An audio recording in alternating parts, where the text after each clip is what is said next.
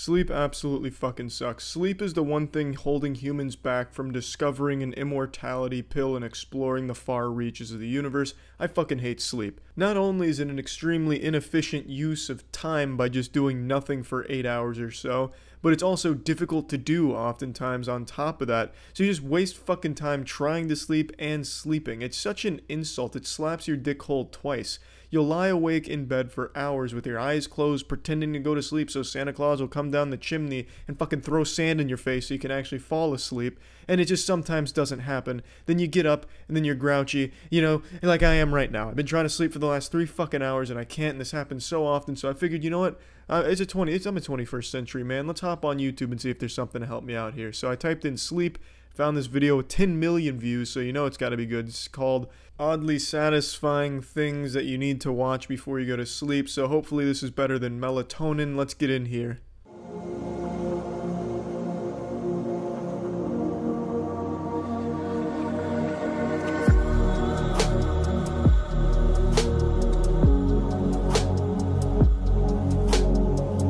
What a great start. This looks like a goddamn scene from a horror movie where the serial killer's playing with his victim's hair. This is just disturbing. What's oddly satisfying about this shit?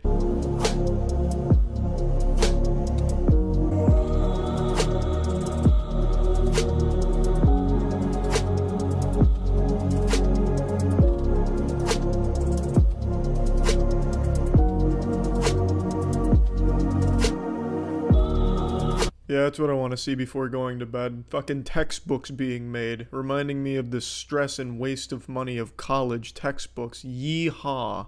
Or at least that's what I'm seeing in this Rorschach. I think what it actually is some type of Chinese book. It looks like the size of a phone book. I don't know what it could possibly be.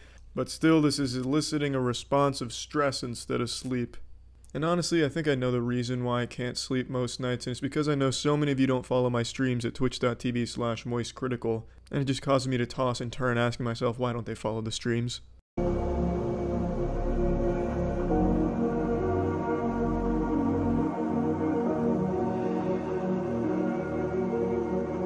Admittedly, this is pretty cool. I wouldn't call it oddly satisfying. It looks more like the hose is ejaculating, which I imagine is satisfying for the hose, but as a casual viewer, it's just kind of cool to look at.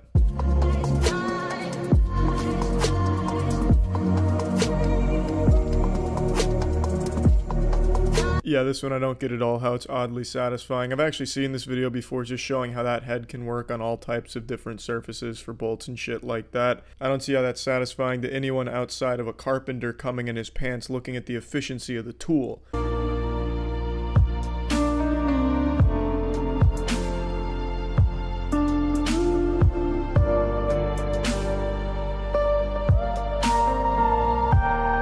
Yeah, honestly, I don't see how any of this shit is satisfying to anyone, honestly. What's next? Are they gonna show me a video of a man farting into the camera and shitting his pants or something? Is that oddly satisfying? I just don't get it. I thought this was gonna make me tired, not question every single fucking clip they show me.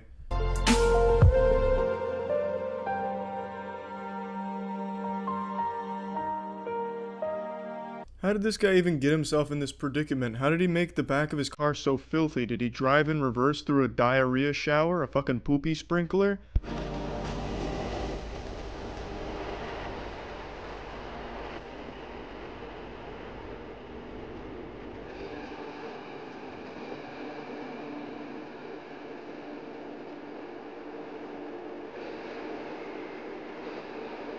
Now this was just an arts and crafts project. I don't even know what the goal of it was. What, to make it a fucking clear see-through sarcophagus for a strawberry? To entomb it in?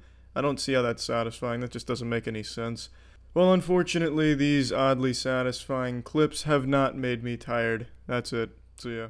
When it comes to Twitter, I'll usually read a tweet, get a frown on my face, and then forget about it 2 or 3 minutes later because Twitter is just a constant stream of the dumbest shit all the time. It's just an actual cesspool of diarrhea constantly flowing through it. But occasionally there are tweets that just stick with me. And there's one that's just been living rent-free in my ass for the last 2 weeks. And I just want to talk about it today.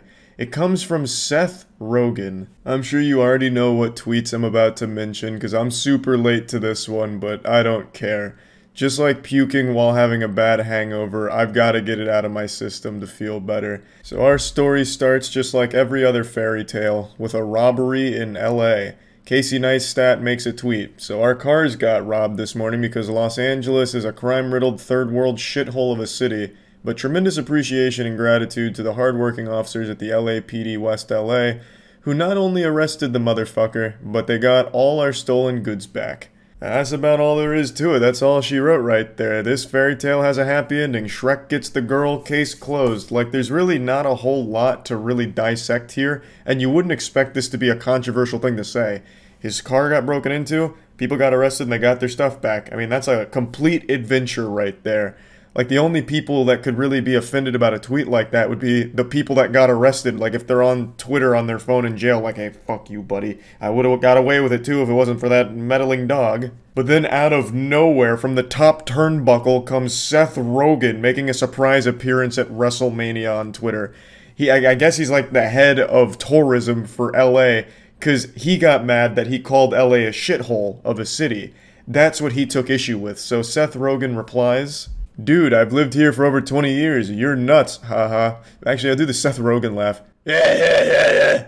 It's lovely here. Don't leave anything valuable in it. It's called living in a big city. Bro, just don't get your car broken into. It's that easy. It's called living in a big city. You should expect your shit to be constantly violated because you're living in a big city. Don't leave anything valuable in your car because you're gonna lose it. Duh. Dummy. Fucking idiot. This is your fault now. You're the one that is to blame for this. You don't want your valuables stolen? Don't leave them in the car in LA. LA is wonderful, but just expect all your shit to get broken into, so plan accordingly by keeping less valuable stuff in your car. Love LA. It's great. It's such a stupid thing to come in and say out of nowhere. Even Casey Neistat, who plays nice with everyone, is taken aback by it. He's like, what the fuck is this? It's so outrageously stupid. Very rarely will you see somebody defend LA like tooth and nail. Obviously, there's people that like LA, especially extremely wealthy people like Seth Rogen, who found crazy success there. But it's pretty rare that there's someone as delusionally off the mark so consistently like Seth Rogen, and this is the perfect example of it. He finds the one spot and the one opinion that almost no one agrees with. He's also just not really shy about showing that he feels superior to the average person. Like, he took personal offense that Casey Neistat said LA was a shithole, and then like shames him for being upset that his car was broken into. Bro, just get another car, get other valuable things, it's that easy. So Casey Neistat responds, "I can still be mad though, right? Feel so violated." Asking his permission to be mad, like, oh, if Seth Rogen says I can't be mad, then I guess I'm okay with it. So then Seth Rogen replies, yeah, oh yeah, you can be mad, but I guess I don't personally view my car as an extension of myself, and I've never really felt violated any of the 15 or so times my car was broken into. This dude is just leaving his car out like a candy bucket on Halloween, it seems. Once a guy accidentally left a cool knife in my car, so if it keeps happening, you might get a little treat. This is certainly up there with the wackiest, stupid shit I've read on Twitter from a celebrity. It's baffling that not only did his brain come up with this as a tweet, but it passed the filters that his brain has to post it. He's like, yep, this looks good. And he hit tweet, and it's still not deleted. And I'm glad it's not. I'm glad that he's just going to stick to his guns and leave this shit up. This is something that I feel is going to haunt him forever, because he is still getting clowned on to this day for this tweet. It's been 2 weeks now, and I don't think it'll stop anytime soon, because it is just that outrageously stupid. Because Seth Rogen doesn't view his car as an extension of himself, he's totally fine with people using it like a fucking fleshlight. They just treat his cars like a cum dumpster, and they dive right in, and Seth Rogen gives them a nice thumbs up, I suppose. And I'm assuming that extends to everything in Seth Rogen's life. As a lot of people have also pointed out, how does Seth Rogen feel about, like, his house? Is that an extension of himself? Because if not, why not just have a bunch of people go into your house, Seth, and take all your shit? Just let everyone have a field day. If your car's not an extension of yourself, your house, your property, it's not either. So I'm assuming he's just going to open his doors and let people come take all of his valuable possessions and high-five them on the way out, baby. I also love how he's defending LA by mentioning his car's been broken into 15 times in the time that he's lived there. That doesn't make people excited about LA, Seth, you fucking psychopath. Not everyone can afford to replace all their valuables after their car's been broken into 15 times, you goofball. And I also love that he closes it off by saying that one of them even left a knife in his car as a little treat, a tip. To me, that sounds like either a threat or they're trying to frame you for a crime. They fucking left a tool that they used at some other crime scene in Seth's car, and these fucking idiots just manhandling it, getting his fingerprints all over it, hangs it up on his fireplace mantle. Eventually the cops find it and connect him to some unrelated crime. Seth goes to jail for life or some shit. Like, I don't know who gets excited about someone leaving a knife in their car after it just got broken into. Like, it's just, the delusion here is unbelievable. So the conversation starts to fizzle out here, but it continues. Casey Neistat says, I didn't get any treats, he just took the decorations for my daughter's 7th birthday party and left bloody handprints. Yeah, obviously he's not going to get any treats. It's not like the Tooth Fairy broke into his car and left him some money for what they took. Like, it was a robbery. I don't know how Seth can possibly justify it by saying just let your car keep getting stolen and eventually you'll get a knife. Like, it's fucking silly. And then he says, serious question, how did you get your car broken into 15 times? Which is a great question, because you really have to go out of your way to get it broken into that many times, I feel. Seth says, I lived in West Hollywood for 20 years and parked on the street. Also, it sucks your shit was stolen, but LA is not some shithole city. As far as big cities go, it has a lot going for it. Yeah, especially if you're a burglar who knows what kind of car Seth Rogen drives, because apparently you can just go in there and take all that shit with no consequence, because Seth doesn't give a fuck.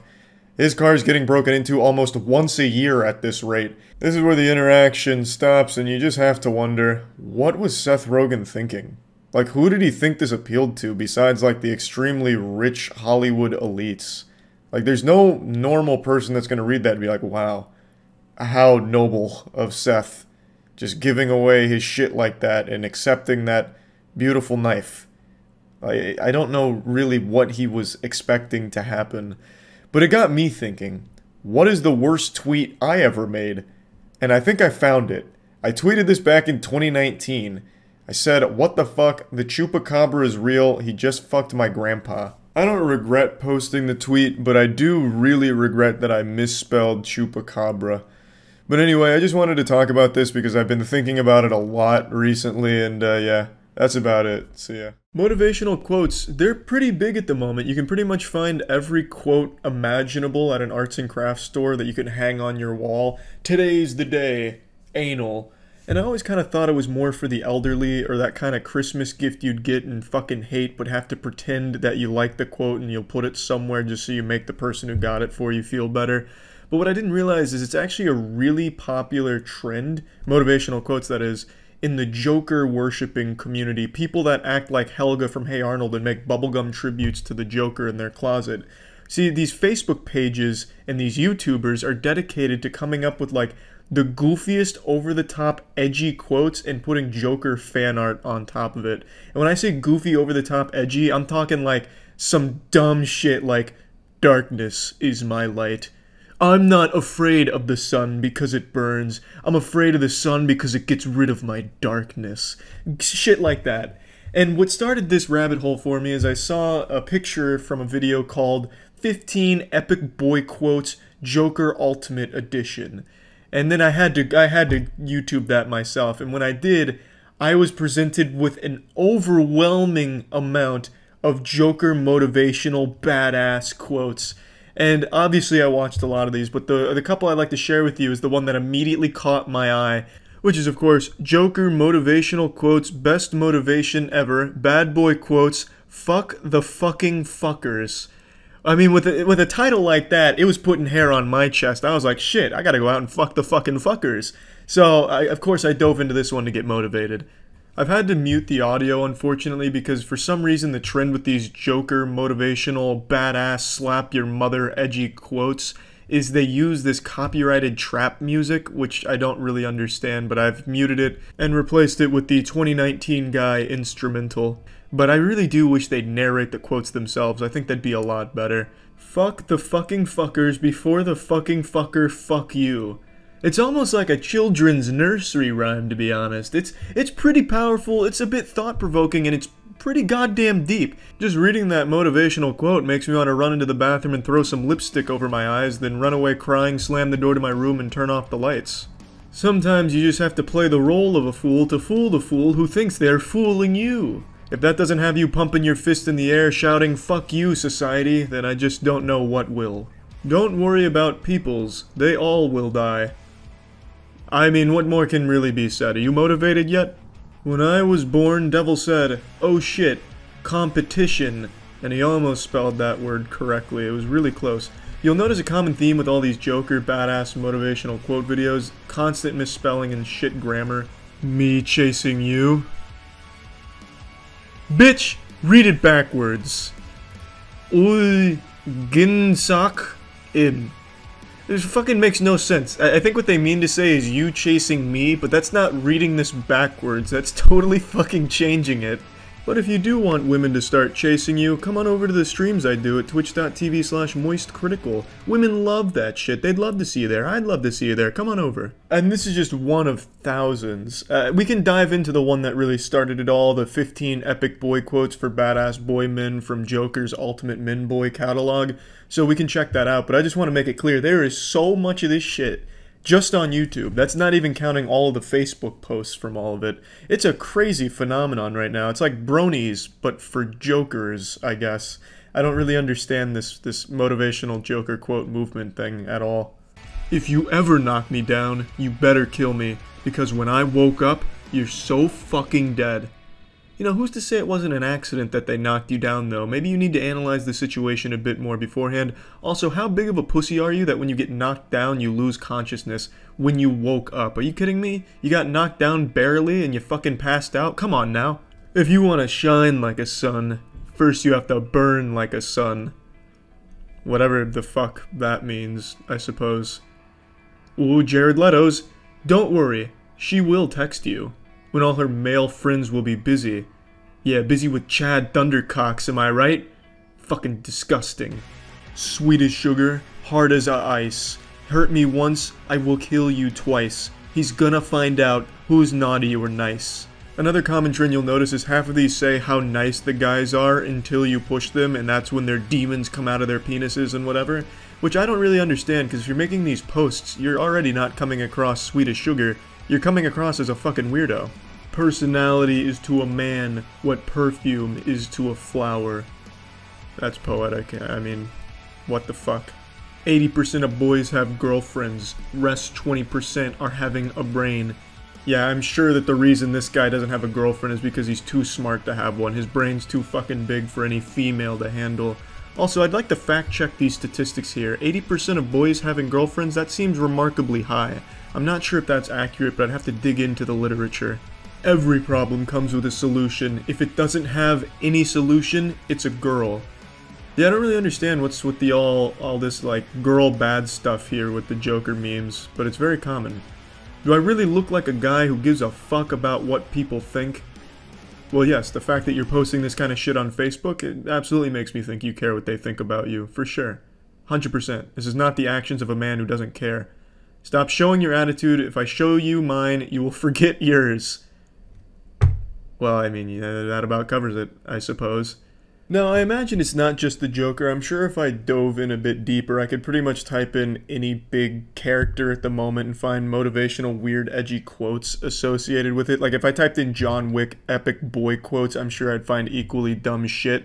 But the fact that it's the Joker and this popular is pretty goddamn wild to me, so that's just about it.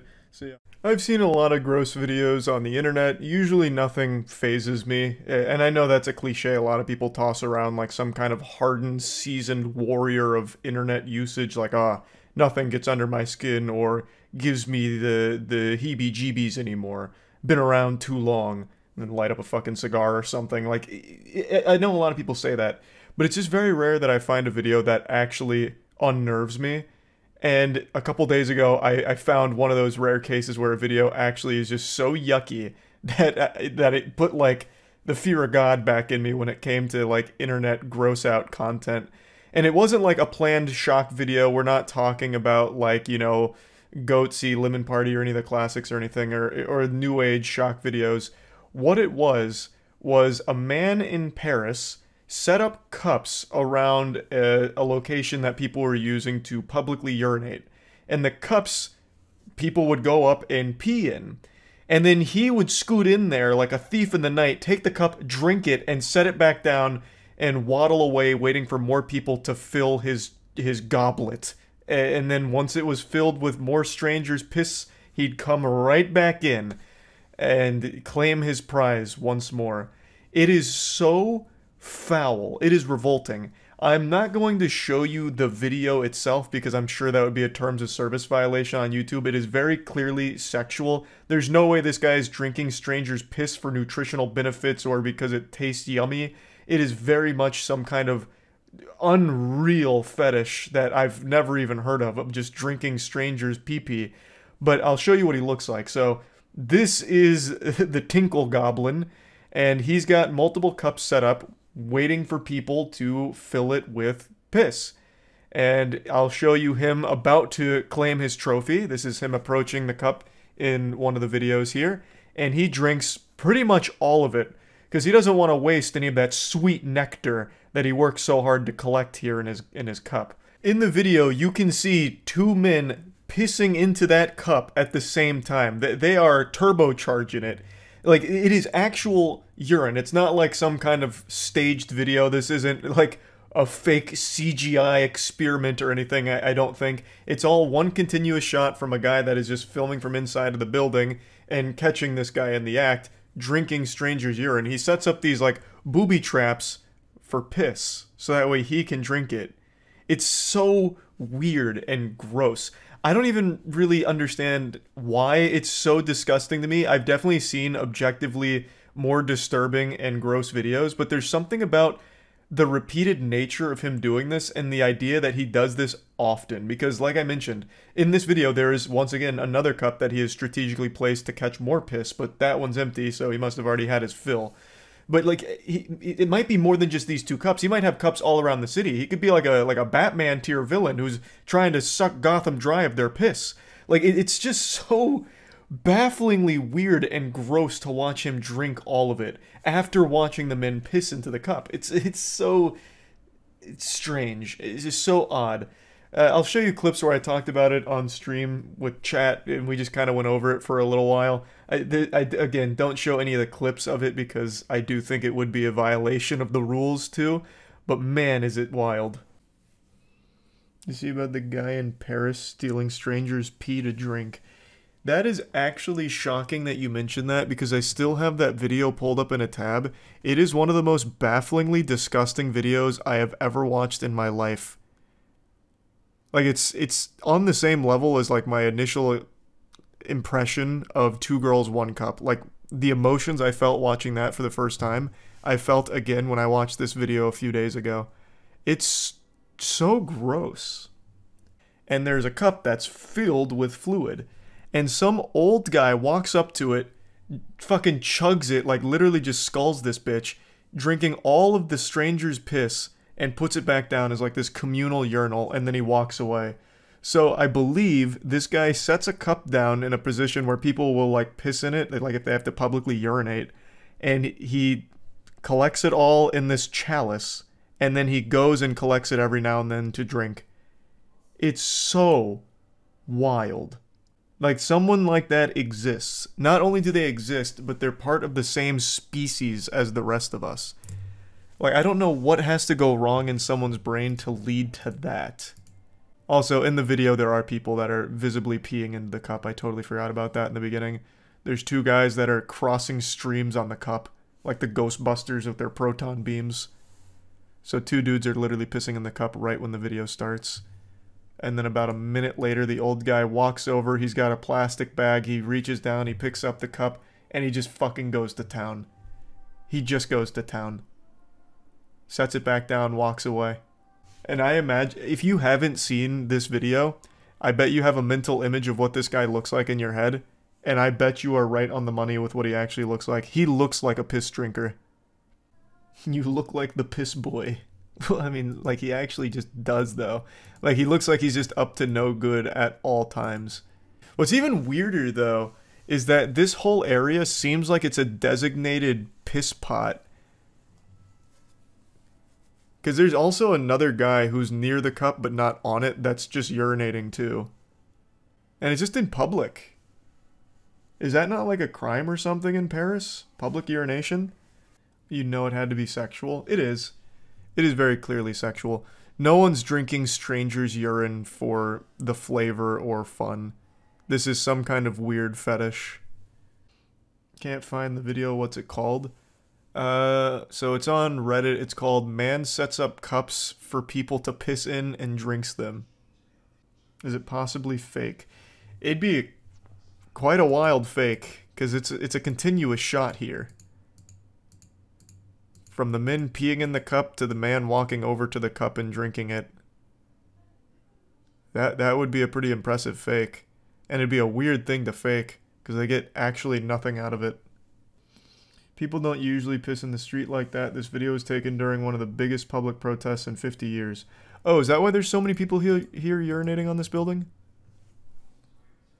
I guess that would make more sense.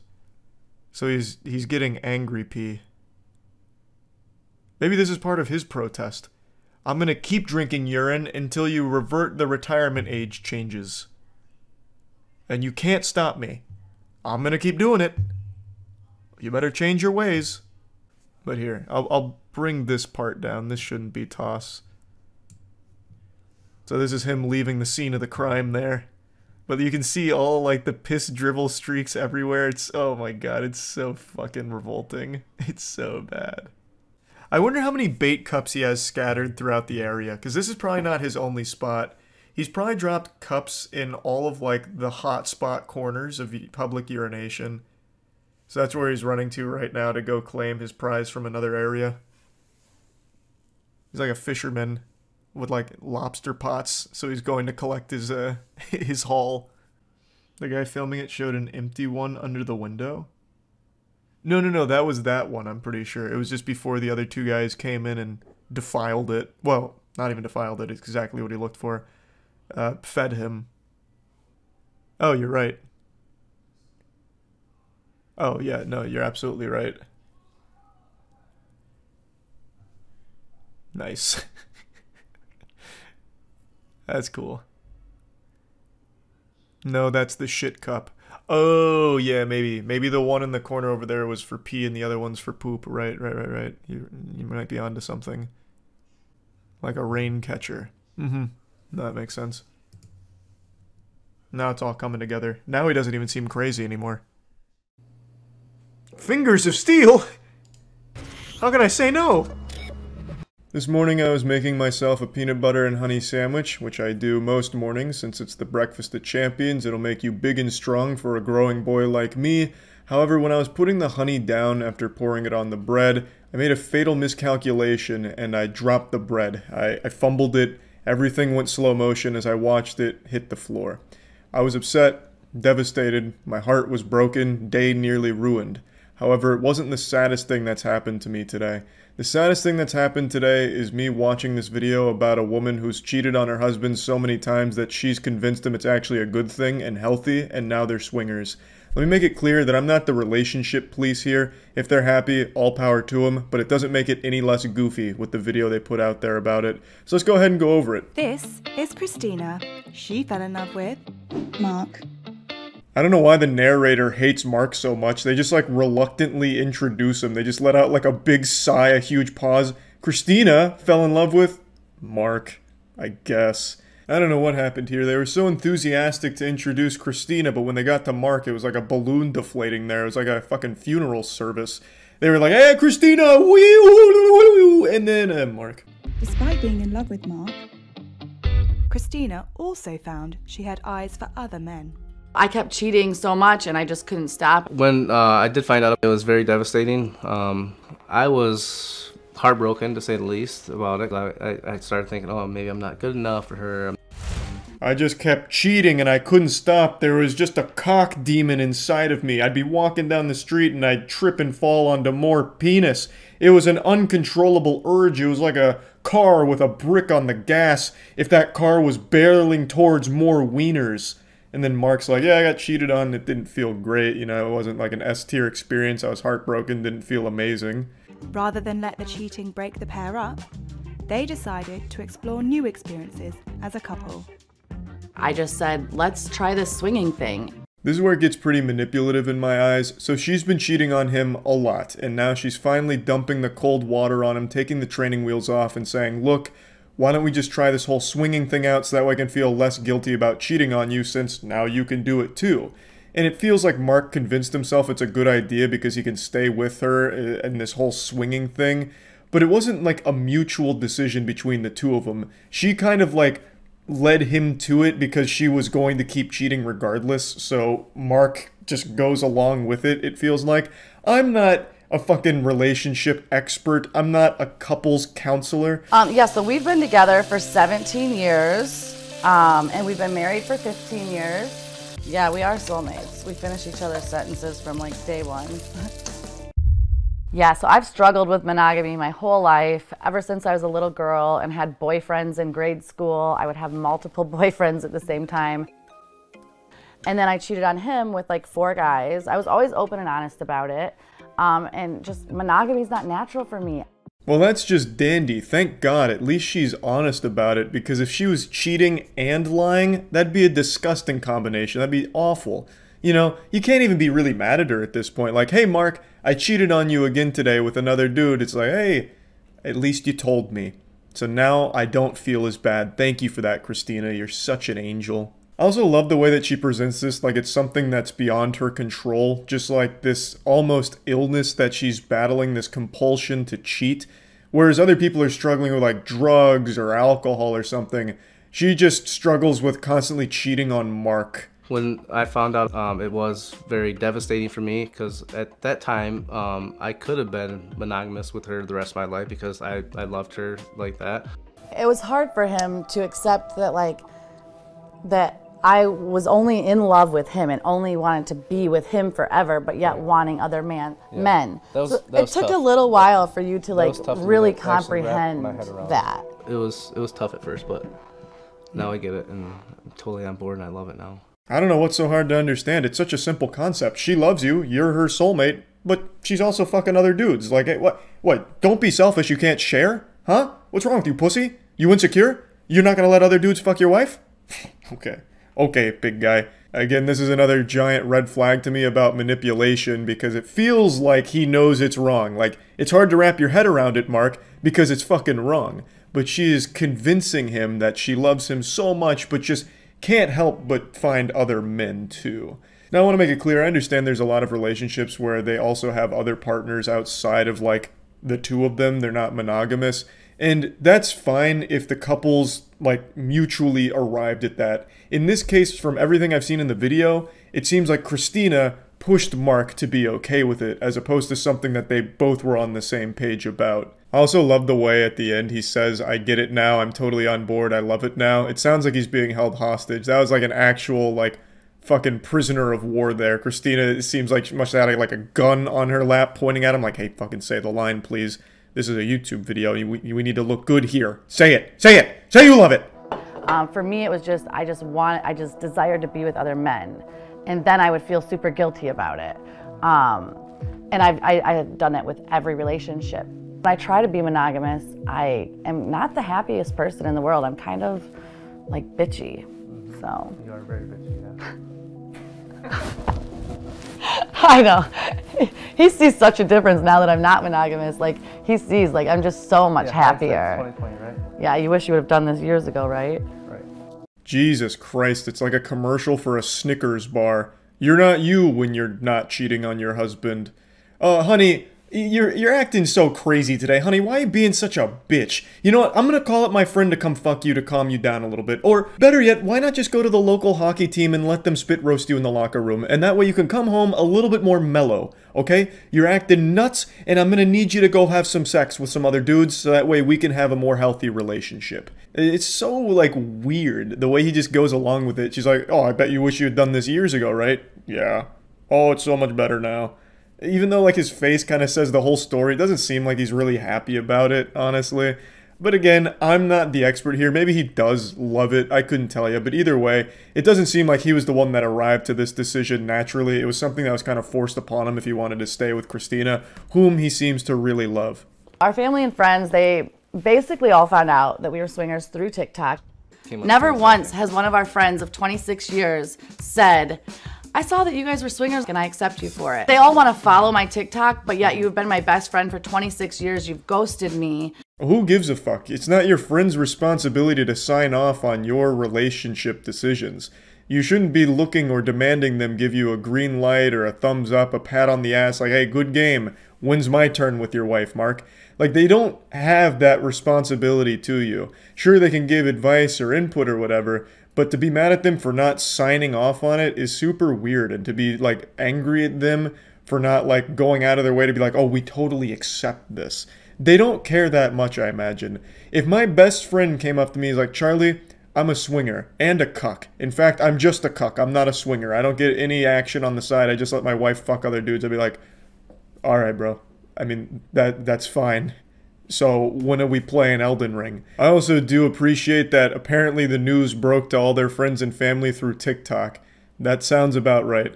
TikTok is such a wild and wacky space. It's ridiculous how like nervous I get about going TikTok live. 27,000 of my followers are on right now, which is pretty good for 10:30 a.m. Hello, TikTok live. How are my people doing? Mark, answer if he gets jealous or not. At the time that I got jealous, she actually had a side piece, and mine Two of was them. kind of like ghosting me and acting a little crazy, and so I just cut it off with her. So I had no side piece, but she did, and it kind of made me a little bit jealous. Why even jump in there and interject? No, actually, Mark, you stupid fucking idiot. You goddamn Neanderthal, I had 2 side pieces. It's like, why even throw that in there? So they go on TikTok Live, which is another fucking weird space. TikTok Lives are a lawless wasteland.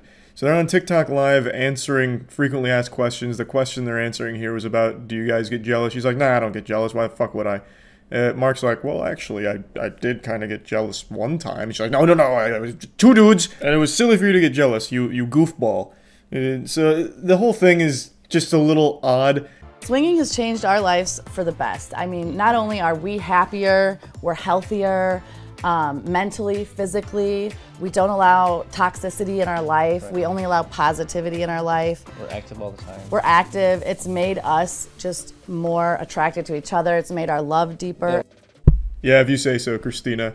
At the end of the day, if they're both happy, good for them. But it really does feel like Christina got the better end of this bargain. She got to have her cake and eat it too. She never compromised. She never learned how to just love Mark and only Mark, even though he himself was committed entirely to just Christina. He was the one that had to compromise in a big way to convince himself that the swinging lifestyle is great.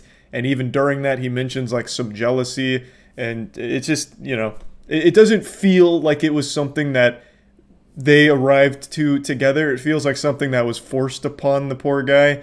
But again, I'm not the expert. Maybe they're happy, super into it, you know, good for them, whatever. Still a very silly video that I wanted to talk about, and that's about it. So yeah. The hogfish hasn't evolved in 300 million years and is called the perfect animal. And all it does is spread slime in the water. The fuck is a hogfish? Gigantic this is called the perfect animal? Bro, this thing looks dumb as fuck. I was expecting this to be like Cell from Dragon Ball Z or something. We had to shoot this huge fish for our safety. Glock. What do you mean, why? Did the fish hold you at gunpoint? What do you mean? What did you catch? Like an Atlantean or something who came up with this trident? I don't think you... I'm sure you could have just cut the line. What kind of goddamn American shit is that? Oh my god, the fish is too big. Quick, get the Glock. It was pulling the boat down. Then cut the line. Or shoot the line, I guess. I don't care. So this is the one that's supposed to be the perfect animal? These are coming in just covered in slime, and here there's something moving inside.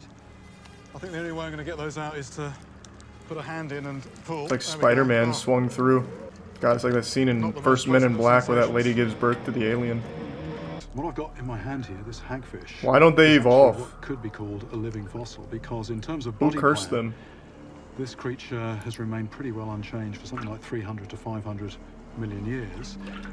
All Yeah, these things don't even and all evolve. It's living fucking fish cringe.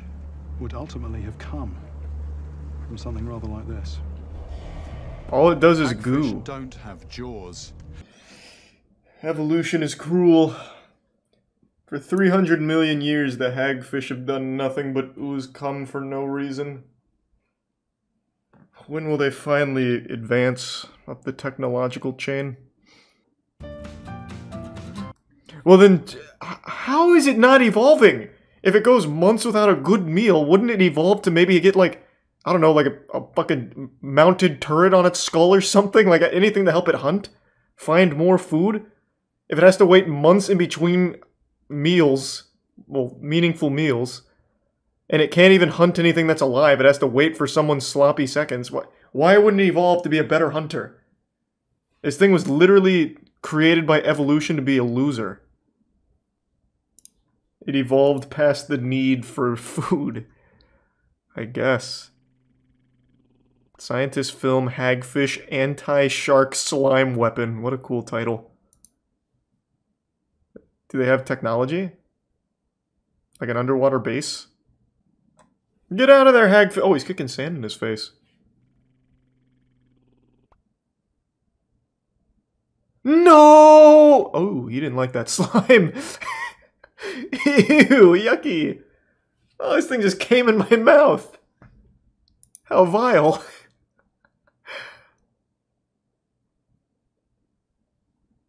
Yeah, maybe it is perfect. I mean, as far as defense goes, I imagine it's pretty solid. Like, if I was getting into a fight with a dude, and I got my hands on him, he just fucking ejaculated on me, I'd be like, oh my god, I think I'm done. Well, I never. It's enough of this. Man, these sharks really want the hagfish. When will they learn? They're dealing with perfection.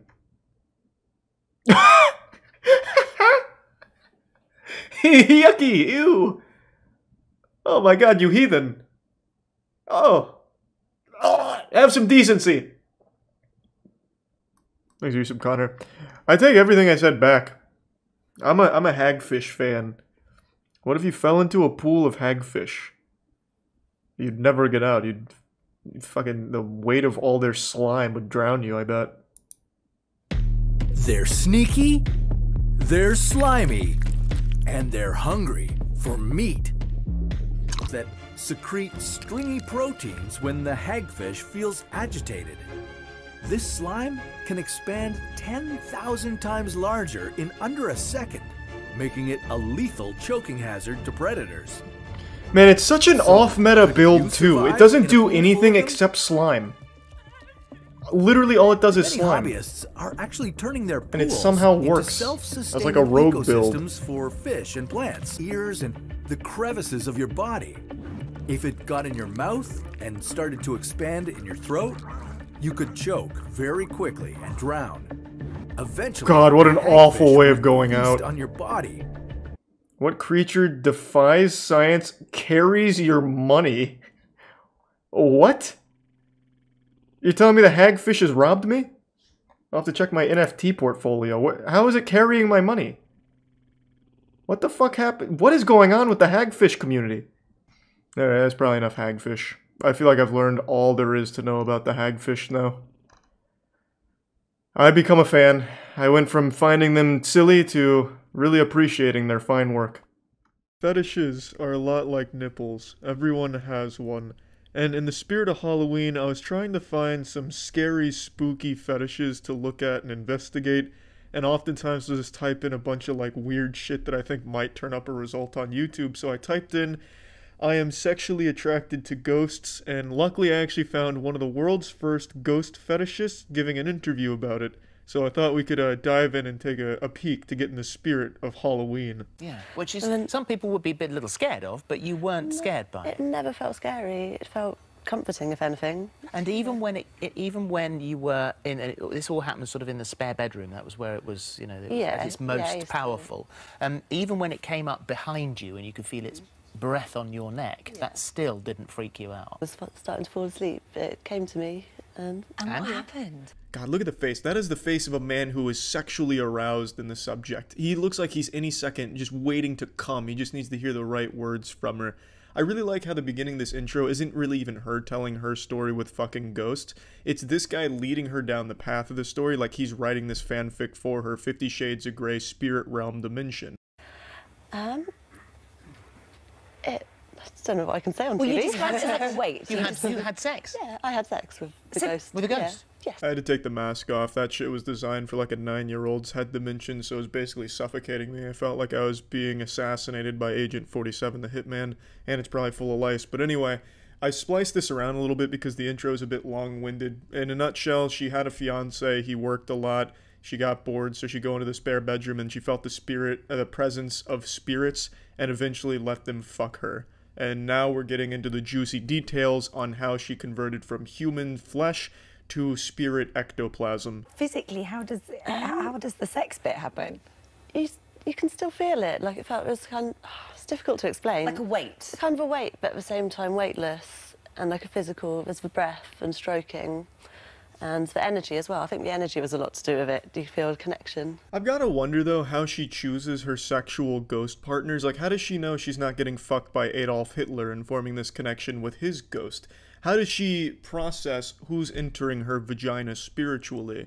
It's just a very odd dynamic, but the ghosts must be fucking thrilled. It's gotta be boring as shit being a ghost, only being able to move chairs and knock over vases at 3 a.m. To be able to go and just fully penetrate this woman who's more than willing and consenting to it, that's gotta be such a treat to Danny Phantom's universe over there on the other side of the spirit world, the ghost zone. And does a sexual experience with a ghost end in orgasm? For me, yeah. Right, gosh, so wow. And fan for the ghost? I just hope so. Well, I can't say for sure if the ghost's orgasm, but I can tell you this co-host here looks like he's about to. Then after that relationship ended, I mean, there have been many other spirits that have come to visit you. Have been, yeah. And some have lasted sort of one time, but some have lasted a little bit longer. This is why I think it's a little dangerous what she's doing. She's teaching these ghosts that it's possible for them to fuck us. She's basically the slutty teacher in all the porn films that's teaching the students how sex works, but on a larger scale and a very different clientele with these spirits. Eventually, they're going to want more than just her, and she already admits that she's ended sexual relations with a lot of the spirits. That means they're going to be seeking out other pussies and buttholes to come after. Rest in peace, anyone that sleeps on their stomach. You're going to have to start putting duct tape on your asshole, or else you might be visited by a ghost rapist, all because she's teaching them exactly how it works. Yeah. Are they very different sorts of relationships? Have they got different energies? Yeah, you can always feel the difference. The same just with a human, I guess. You can just feel different presences, so different personalities. It's not the same one coming back 20 times? No, it's often different ones. But how do you know that? You can't see the ghost, you can't verify that, you can't even ask for their ID. Maybe you're getting fucked by underage ghosts, and now you're going to be in trouble with the law. I would never, I've got no interest in men now. But what about children? Because that surely is not possible. I don't know, I've done actually a bit of research into phantom pregnancies recently. Yeah, I'm sure that research field is pretty sound, scientifically speaking. Phantom pregnancy, that's cutting-edge science right there, cutting-edge research. Probably something she found in one of the anti-vax Facebook groups, I'm sure. But it is an interesting thought to think about. Could you get fucked by a ghost and have a child? Probably not. I imagine if such a thing was possible where she's actually getting fucked by ghosts and they're also not sterile, what would happen is the pregnancy would be kind of like a queef. So maybe she does go 9 months and then lets out like a puff of air. And maybe to the human eye, it's just a queef, but in the spirit realm, it's perhaps a baby, kind of like in Dragon Ball Z, when Gotenks and Trunks fuse together and they like spit out those little ghosts of themselves with one of their attacks that explode. Maybe that, possibly, but I don't know. I would have to look into the research from phantom pregnancy experts. Which I know sounds Phantom ridiculous. pregnancy doesn't mean you have a phantom. It doesn't, but actually, there's case studies where people have done a bit of research, and there's... I'm trying to think how to explain. Yeah. But there is sort of possibilities that it could actually be maybe the ghost of a child within you, but people don't know how to carry it on to full term kind of thing. But... I don't want to be the one to tell you Santa Claus isn't real, but I think it's important we rip this Band-Aid off. You will never be the mother to a phantom child like this. I don't think that's how it works. Even if the dimensional barrier is a bit weak around your vagina so ghosts are able to actually fuck you, I think that dimensional barrier is probably the ultimate condom, meaning they will never successfully ghost bust in you and get a child in there. I don't think that would work, but again, I'd have to check what the experts are saying. could be explained by sleep paralysis, which is just in those early moments of sleep where you're conscious but your subconscious takes over, and many people describe sexual feelings that happen, that it could be that. Could that be a possibility or not? I don't think so, because my first ghost used to follow me around the house and kind of lure me in. Well, you can't argue with that defense. To be fair, I don't think it'd be sleep paralysis either. I also just think it's straight fantasy, but I could be totally wrong. Maybe a highly professional team of paranormal investigators will visit her house at some point and find her levitating 2 feet over her bed, legs behind her head and eyes rolled back doing an ahigo face. There's no telling in this crazy world we live in. Ideally, I'd like to find one that I would like to settle down with and spend the rest of my life with, but I'll never go back to men. Waiting for Mr. Right. I'd say that's pretty noble. She's just waiting for the right ghost to come penetrate her. Hopefully Mr. Rogers can get his dick in there so she can feel the positive energy from Mr. Rogers, and maybe they can live happily ever after, both in the human and spirit dimension. A very interesting story, one that really kind of encapsulates the entire feel of Halloween. So just something to really kick off the season nicely as Halloween is approaching. That's it, everyone. See ya. There is an update to the Corey Harris case here, the Zoom court hearing where he was driving with a suspended license. The judge was stunned, even made this face right here, which is a really, really good face that he's making. It kind of reminds me of 007 characters, like the bad guys, when you like zoom in on their face after they get shot. So the story started with him going to the Zoom court hearing while driving. The judge is like, I might be misunderstanding something here. Someone help me out. Am I off my gourd right now? He's driving, and he has a suspended license. There's a suspended license case, and he is driving on the Zoom call, and he just goes, "Yep, that's correct, Your Honor." So then he ended up turning himself in. He was released 2 days later, like after spending 2 days in jail. Turns out his license suspension was rescinded 2 years ago.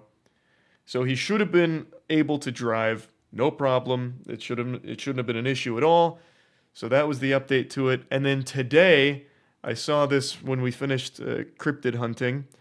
I saw that there was another update to this where apparently he never had a license, which I haven't really looked into yet. I'm going to learn together with everybody.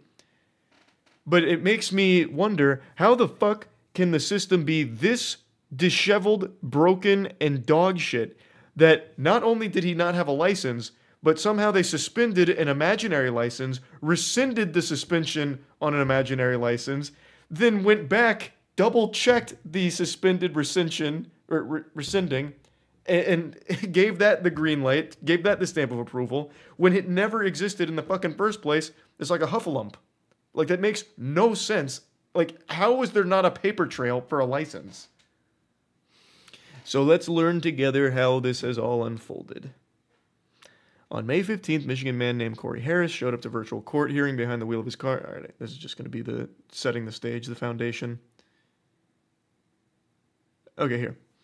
Things got even stranger at a Wednesday hearing, which began with Judge J. Cedric Simpson revealing that Harris has in fact never had a driver's license and ended with the defendant being taken into custody. Simpson opened the hearing by saying he wanted to make sure the record was clear. Based upon what the court has looked at, he has never had a Michigan license ever, and he has never had a license in the other 49 states and commonwealths that form up this great union. He has never had a license. The judge went on to untangle the confusion, explaining that it had not been Harris's license that had been suspended last October in Pittsfield Township, but rather his privilege to drive in the state. Hence, for example, if he had a Kentucky license, he would be able to drive everywhere that Kentucky would allow him to drive. He just couldn't drive in Michigan because his privileges had been restricted. In fact, Harris apparently knew this.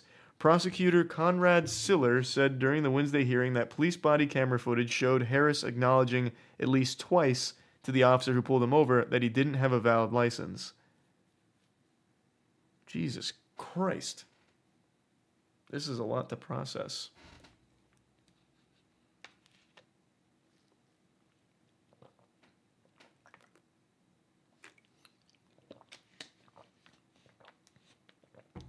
As to how the court figured it out, Simpson explained that his office had gone back through Harris's records, finding that he had applied for his first Michigan photo ID on May 3rd, 1999 at the age of 19.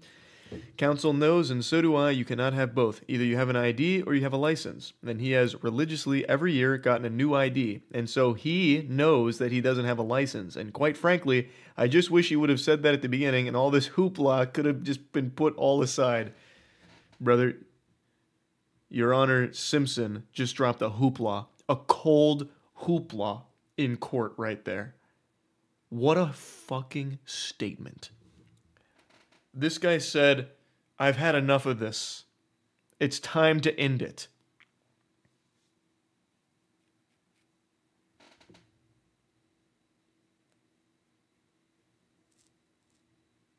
I didn't invent hoopla. He didn't steal my word. I haven't trademarked that. It's not copyrighted. I got it from SpongeBob.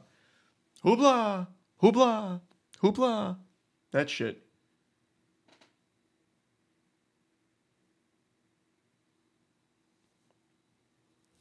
How did his lawyers not know that? Because it seems like Judge Simpson was really tired of the circus that followed this Zoom court meeting or hearing. And is like, oh, fuck it, I'll do it myself. We'll do it live. I can't trust anyone. If you want something done right, you got to do it yourself. So he went into the trenches, combed through all the paperwork manually, and got to the bottom of it. Like I said, anytime you deal with anything even tangentially related to the government, I have learned it is a fucking disaster. I don't know how the country functions in any semblance of the word with the people that are in these government positions. They do not. They refuse to do their jobs. Straight up refuse to. It's laughable.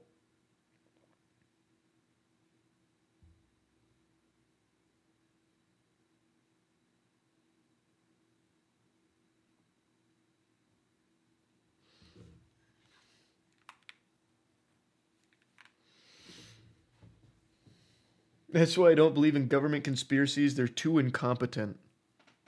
Hey, checkmate. That's a good point, actually. That is a really good point. They can't even figure out whether or not someone has a license, and they act based off of just imaginary dreams that they had about this license. Yet somehow they're going to have these grand conspiracies about fucking 5G towers rewriting your DNA and injecting COVID into your cockhole or whatever.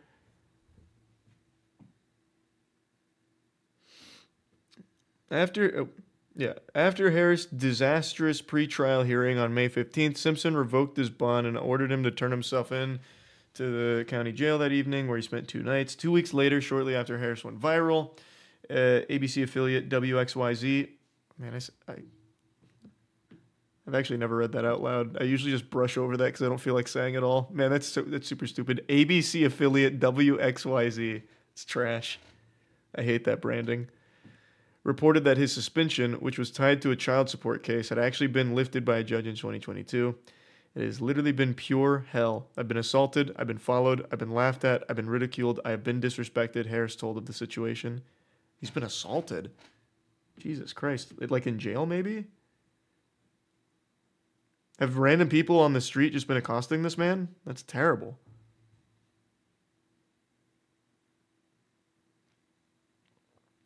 The report shed light on the seeming thicket of bureaucratic incompetence that had led to the wrongful citation.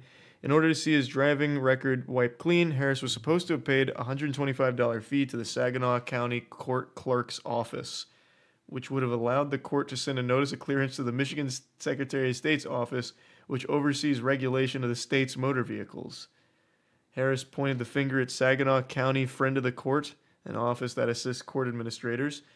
They're supposed to have lifted it 2 years ago, but they didn't always double check. Yeah, that's what he said, where like they just don't do what they're supposed to. This is once again just kind of like a recap of like the previous update. Simpson defended his sister court on Wednesday, saying that the Saginaw County Friend of the Court had done nothing wrong. His driving privileges were unsuspended in 2022. That required Mr. Harris to do something. He didn't do it. Therefore, the Friend of the Court was under no obligation to send anything to the Secretary of State. Wait, but he never had a license. Like, this shouldn't have even... They had nothing to unsuspend. He never had a driver's license.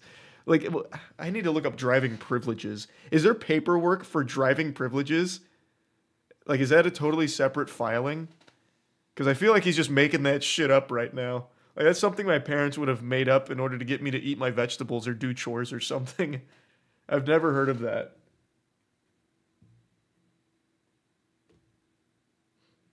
Yeah, let's see. I'll do it on my phone real quick. It'll be faster.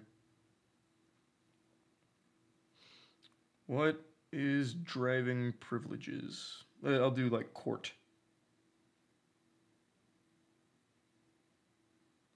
Well, I dreadfully misspelled that. I typed in privileges. So that didn't work. Hold on.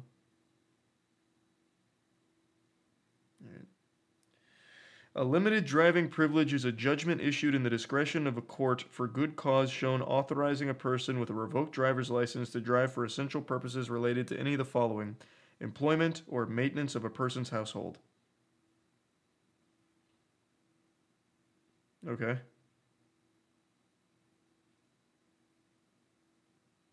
Interesting.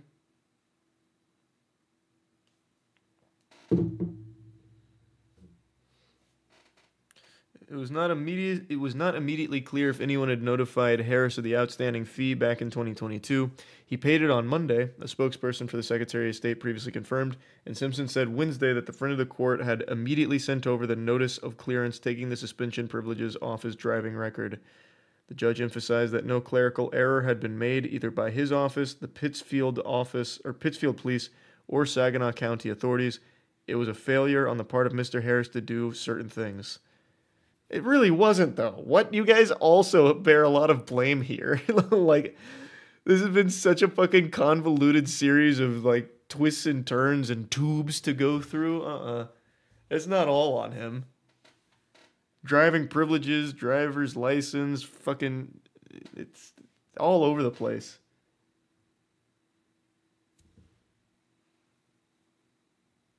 I'm going to do the Summer Game Fest stream Friday. Yes, I am. I will be. It's crazy just how inefficient all of the systems are. It's so crazy. How could there not just be like one simple protocol? Do you have your license? No. Do you have driving privileges? Yes. Okay. Here's records of both. And then you work from that. It should not be this convoluted. It can't be. Why is there 4 different bodies here that this goes through? The fucking Saginaw BFF of the court, the Secretary of State, the Pittsfield Police, and what was the other one? I forgot the other one. There's just so fucking many. It's just needlessly confusing.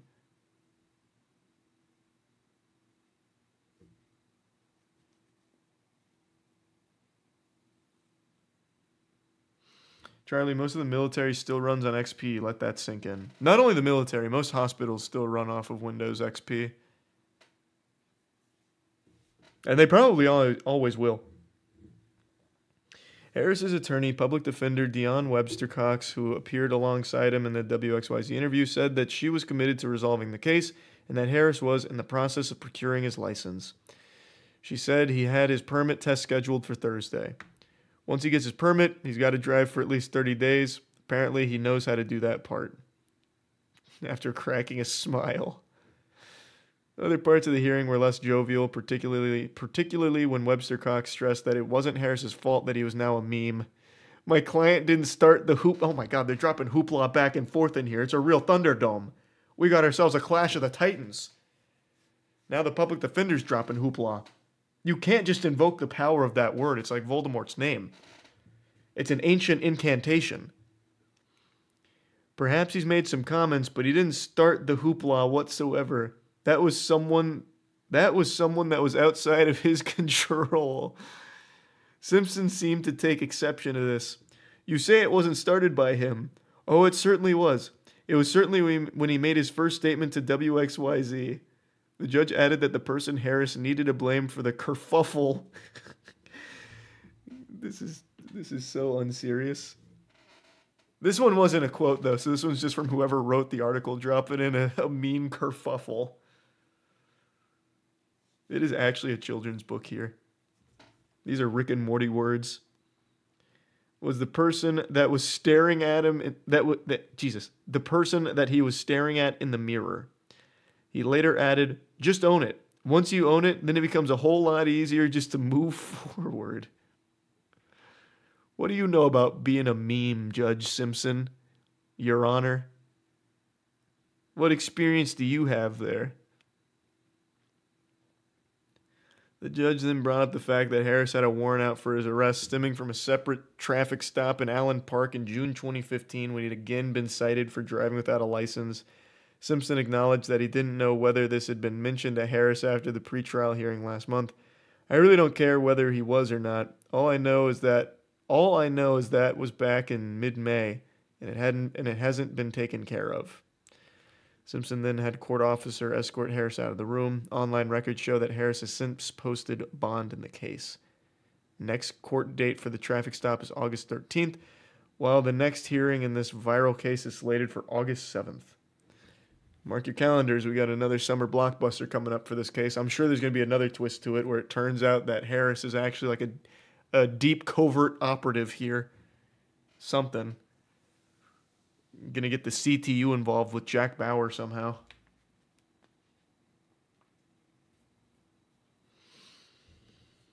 Yeah, I don't know what else can come from this in terms of like shocking twists. I think it's all like that's got to be the last bomb that drops, right? Surely there's no more. So I imagine come August it'll just be standard court proceedings, probably nothing crazy. But who knows? This is becoming quite the high-profile case. The Folgers Coffee Sexist 60s ad. It's your coffee. Again? Even today? Honey, your coffee just doesn't taste any good. So their whole ad campaign is, my wife fucking sucks at making coffee. I wish she'd just buy Folgers. What a wild idea. Was it successful? I mean, it must have been. Folgers still around today. Best part of waking up is some sexism in your cup, I guess. Where's Larry looking so happy? Oh, honey, happiness is a vacation. Away from your coffee. Forget the coffee, Marge. It's never very good. But tonight, I'll get some at the plant. What is this? Harold, is the coffee all right? Mm-mm. You mean it's as bad as yesterday? Mm-hmm. No improvement at all? Mm-mm. Gertrude, you slimy witch. Shake your head. You've got to tell me what's wrong with the coffee. Bad taste. Oh, no. What's wrong? Oh, it's your coffee again. The desk sergeant at the station makes better coffee than this. Ed, really? Sorry, honey. Come on, Ed. Your coffee tastes terrible. My goodness. You look as if you lost your last friend. It's my Jim again. That's You could have that. heard him Oh, he this morning. divorced her? Mary, your coffee is as undrinkable as ever. Oh, Oh, Jesus Christ. I hope you and Tom are enjoying meeting all your new neighbors, Diane. Oh, we are. Oh, you better not be serving coffee. You made us feel so at home. Don't do it! Wonderful. Even the coffee's better. Here. Oh. Harvey, want anything special for your birthday? Just a decent cup of coffee. Well, bah I'm humbug, it's serious, ruined. honey, your coffee's undrinkable. Pretty harsh. Well, so's your coffee. You know, the girls down at the office make better coffee on their hot plates. Well, see you later. Goodbye, Beth. Forever. This coffee is criminal. Ah, Betty! You killed a petunia. You disgusting succubus. You trying to poison me? Your coffee really is murder. Papa Eddie, my coffee. It's Oh, don't murder. talk to me about your coffee, Ruth. I'm tired of hearing about it. Try Folgers. Because Folgers coffee is mountain grown. Mountain grown? What is a mountain? Like the sign says. Mountain grown for richer flavor. Thank you, Dr. Orville Redenbacher. You know it's a crime not to have delicious coffee like this all the time. Oh, our marriage is saved. The mountains. Ooh. Folgers coffee, mountain grown for richer flavor. Amen. It's about time. I don't know how men survived in the 60s with their wives making such disgusting putrid piles of shit for coffee. Thank heavens Folgers came along. Where would we be without them? Big thanks to Helix for sponsoring today's video. Helix makes premium quality mattresses that are conveniently shipped to your door and perfectly match your sleeping needs. They have a Helix sleep quiz which will match you to the perfect mattress based on your body type and sleep preferences. So if you want something more firm or something a little softer, it'll find that out in the sleep quiz and match you with the perfect mattress to accompany that. So I've had a Helix mattress for about 2 years now and it's still the perfect fit for my body type. It's not super firm and it's not super soft. It's in that nice limbo in between. And it's still a comfort level I haven't seen in other mattresses since.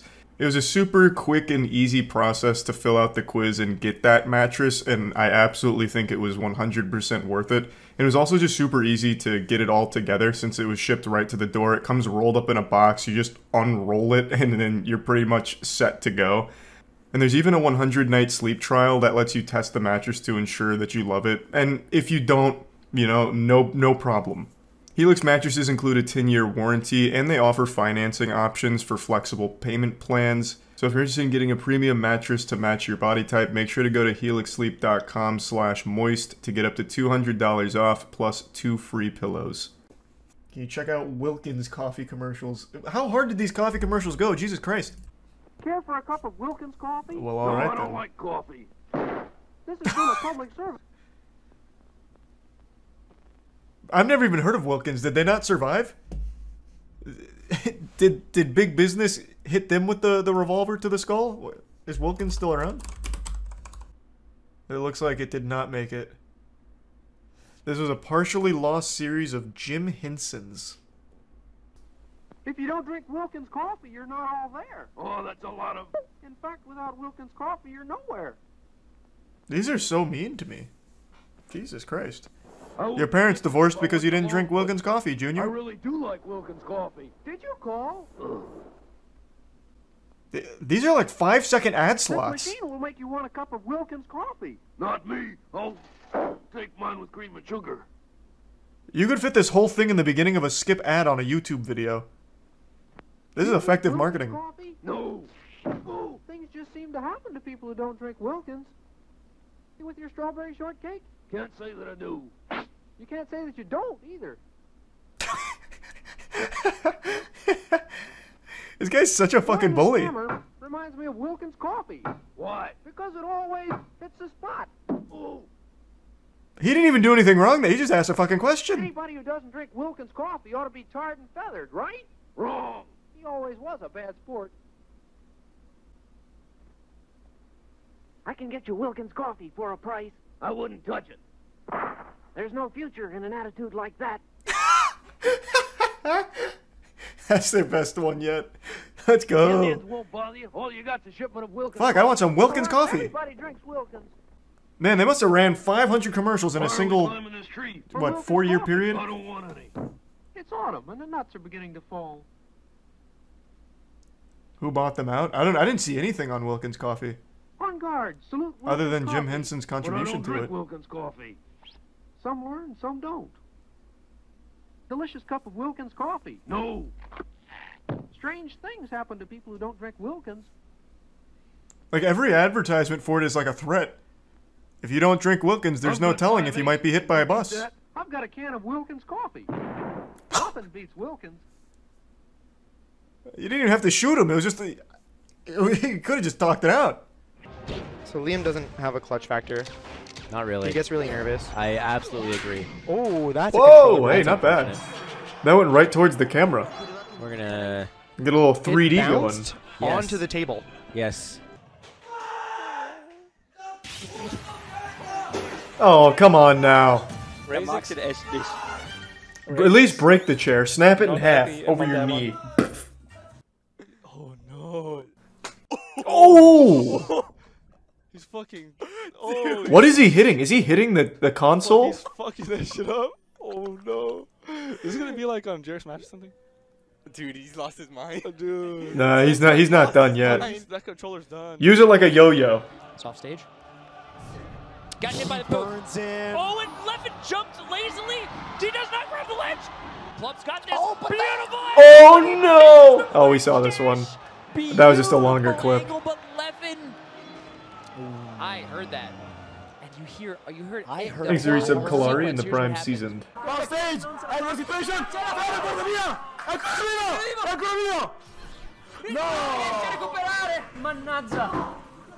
It's always so crazy to see how many people like fly out of their chair. Like it's the ejector seat in an Inspector Gadget vehicle. If you do the roll on a stage there, you just lose so much God, that's space. unfair. And the complete ability. That was nice of him to fist bump before going crazy. Wow, that was funny. One way or the other. Oh!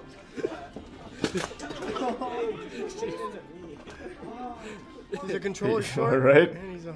You could have still won. For those of you who don't know, I'm Capital. Yeah. Join here with Swamp. Hey, what's going on? Oh. That was Leo. Hey, fuck yeah, give him a fist bump for me. And then pat him on the ass, tell him good game. No, Jesus Christ, is that Ice Poseidon over there? Oh yeah, because he was grounded. Oh my good. Ooh. Where's his controller? Oh, he's not happy. Kicks something. It didn't break though, so it's fine. Good. As long as we didn't break anything. God damn. I hate when they rage off screen. If you're gonna go berserk, you do it where I can fucking see you. At the end of the day, here it comes. We haven't seen this one too many times as of recent, but next we got Gosu versus Waddle happening eventually. No, it's gonna be Okay, now do it in center frame. Oh, that's gonna be next one. Aren't those two like good friends with each other? Oh, they're gonna get into a fight? All the top players He's gonna start really strangling him with the cord on his... Oh! Run that back. Did he just two-frame slap him? All the top players here are really good friends with each other, so yes. Yeah, fair enough. Yeah, they seem like good friends. There's the grab. Ooh. I don't believe it, Aki. How are you gonna get mad at getting slapped with a 9? That's like a privilege to lose that way. In the most unfair way to lose a set. Unbelievable.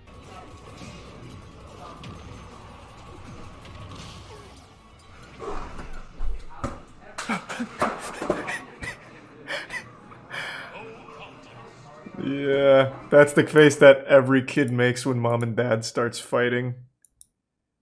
That's rough. I always do feel bad for whoever like has to be next to the person having the rage moment. It's so embarrassing and uncomfortable, I imagine. This is where the spaghetti starts cooking. I don't know. I said it before. Jank that. Oh, I thought he was gonna dare him. What? Oh, he does it. How did he not make it back? Ugh.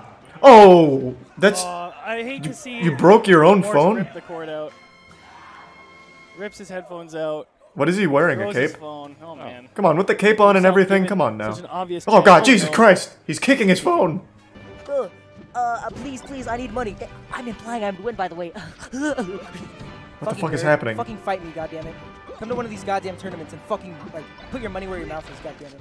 Making money, I swear to fucking God, you must be a 14-year-old behind that goddamn computer. Anyways, back to the match. I don't want to go back to the match. What about... Wait, what about Gamer Boy Carl? What happened? He just asked for money in the chat? He lost his mind? Oh, you want money? How about you get a fucking knuckle sandwich? I'll put my goddamn tongue so far up your butthole, you won't be shitting for weeks. Oh my God. Oh, he broke the Elgato. Hey, let's... Is nothing sacred anymore? Oh! That was really sick. He'll take the damage though. In the corner. Oh, he's dead. He's dead. Yo!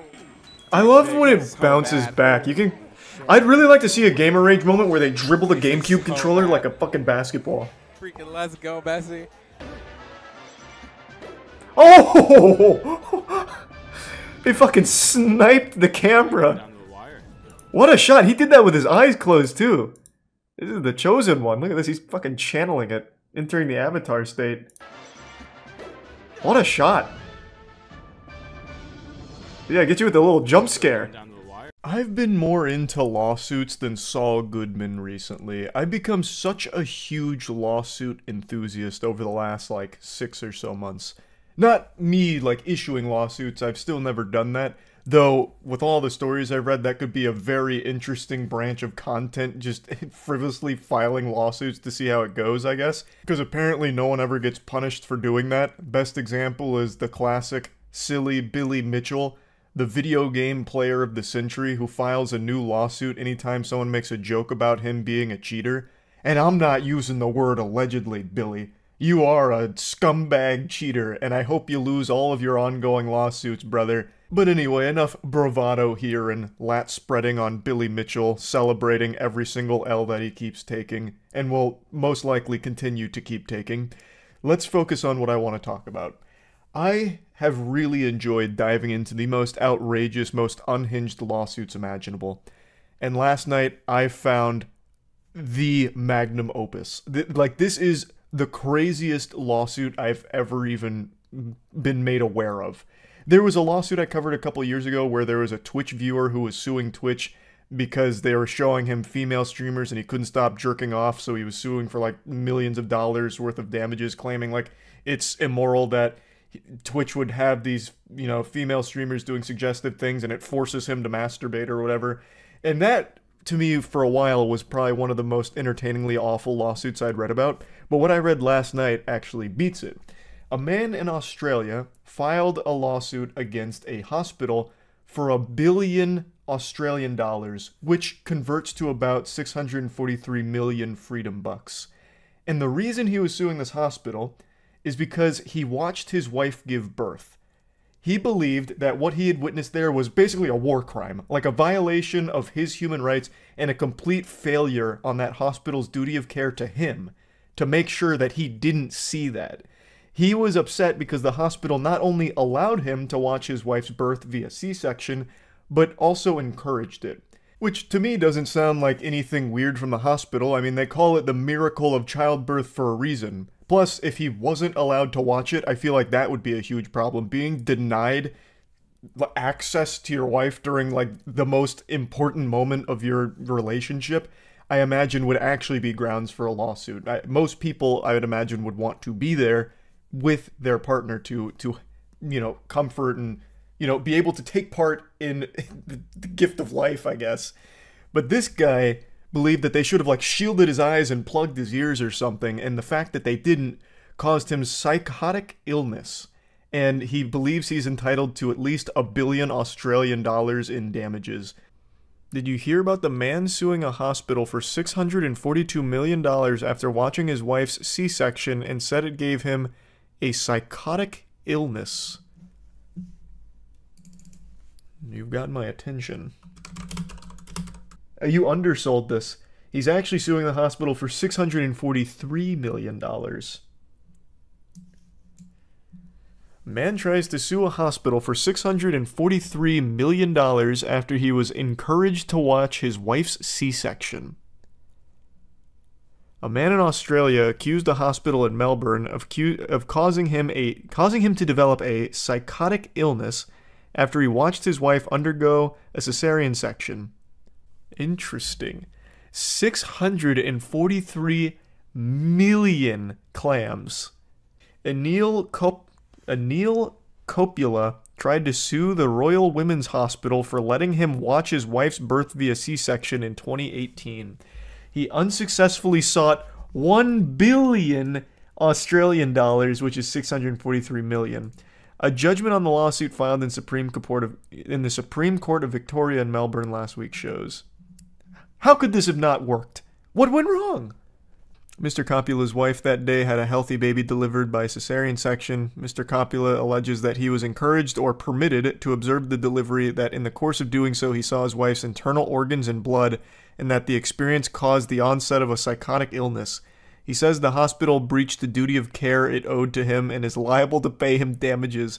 The hospital admits that it owed to him a duty of care, but denied that it breached it and does not accept that he suffered any injury. In his amended statement of the claim on October 22nd, Mr. Coppola, who is self-represented, that sounds about right. That tracks. Assessed his damages for psychological injury at $1 billion. Isn't this so cringe? The human body is so cringe that C-sections are pretty common because we're not developed enough, we haven't evolved enough to make birthing efficient. So oftentimes they have to deliver the baby through the stomach. Evolution just is... It's got to catch up. We've got to redefine the meta. Birthing should be like the most efficient thing humans are good at. It's like the whole purpose of being an organism. To reproduce. I was just talking to my mom about that. That is an interesting conversation to have with your mom, but yeah, it is a fascinating anomaly why we haven't evolved to be better at it. According to the Center for Disease Control and Prevention, 32.1% of all baby deliveries in the U.S. in 2021 were cesarean section. Wow. Coppola filed the lawsuit several years after the operation, saying it caused the onset of a psychotic illness that led to a breakdown of his marriage. Yeah, that was the reason. The reason me and my wife broke up is because I had to watch her get a C-section, and I've never been the same. I couldn't look at her the same way. She grossed me out. It was so fucking yucky. I hated her for it. And I hated the hospital for making me see her like that. I've seen her inside and out. Yeah, stared into the abyss. Coppola chose to represent himself in court, where Justice James Gorton dismissed the suit and deemed the claim an abuse of process. I would agree with that. Did he give him like a big speech like, listen, goofball, this is ridiculous. Go home. Get out of my court. If men could birth, would you rather birth an NFL football out of your brown eye or a U.S. quarter out of your one eye? What a philosophical inquiry. I don't know. If I could, if I had to give birth right now and I got to choose, I'd probably try and do it like Majin Buu. So I'd like vomit up the creature. I'd really rather not tear my whole ass out or anything like that. That's Piccolo. No, Majin Buu did that too, right? When he vomited out into Super Buu? Or am I misremembering? Trial proceedings included a medical examination of Coppola, with the panel concluding the degree of psychiatric impairment did not satisfy the threshold level, according to the judgment. Lawsuits that are seeking damage for non-economic losses, such as this one, require that an injury is significant, the judgment said. With regards to the medical panel's conclusion, Coppola said he disagreed with it, though the judgment said he was unable to agitate the correctness of it. I can't believe he didn't get $1 billion out of this, because he watched his wife's C-section, and then they got a divorce 3 years later. I want to see if this was televised. I'd love to see how he defended himself. Unfortunately, no footage exists of how this panned out, but man, I would really like to hear some of his arguments. No, listen, Your Honor, you don't understand. A baby came out from her tummy. I can't sleep anymore. I can't even look at her anymore. It's why our marriage fell apart, damn it. It's the hospital's fault for letting me see such a thing. I also love the confidence and delusion to ask for $1 billion from this. Our marriage was so good, Your Honor, you don't understand. It was worth at least $1 billion in order to make up for all of this hardship. I can't believe this. How could they be so cruel to let me see my child being born? No, damn you. Now, obviously, I think this is one of those cases where someone knows that it's ridiculous, but they try anyway and hope to settle out of court. So they go for like this alarmingly huge number and then try and like negotiate behind closed doors to just squash it. But with something this outlandish, that was never even in the cards. This is such a bogus baloney claim that it never even made it anywhere and never stood a chance either. I think there is a 0% chance that this guy is permanently scarred for life after watching his wife give birth. Like, I understand C-sections are a little scary. Like, I know what they are. Now, granted, I've never seen one in person, so maybe it's different in the Thunderdome. Maybe I'd see it and also just have a full-blown breakdown, my universe crumbles around me, and it fucks me up for life. But even in that case, I still don't think I'd ever win a case for $1 billion because of that. I think that's a hard sell right there. But yeah, I just wanted to talk about this one a little bit because this one had me giggling. This is probably this has to be among the largest asks for a lawsuit based on legitimately nothing. So yeah, just wanted to talk about this a bit. That's it. So yeah. What's up, everybody? It's Critical. This video right here has been making the rounds on the internet. It's become quite the sensation. I usually don't give a shit about viral videos, however this one brought back some repressed memories. If anyone out there is in a sorority, or is dating someone that's in a sorority, or just has a friend that's in a sorority that is just sharing information with the friend about the sorority, you would know that this is only the tip of the iceberg in some of the bizarre shit that sororities do. So, as you can see, it's very strange. You know, they open the door and they got girls stacked on top of girls. It looks like something you'd find in Silent Hills. They got arms in the background clapping. It looks like fucking noodles going nuts. Or fucking those thunder clappers from hockey games, the inflatable things that you smash together to make a lot of noise. And it's a very strange scene, right? People are like, wow, this is so weird. But what no one seems to realize is, this is totally normal. This isn't a recruitment video like people are playing it up to be. This is actually just what's called an open door chant, or, depending on where you're located, an open house sorority chant. And there's tons of these. This is very common practice in sororities.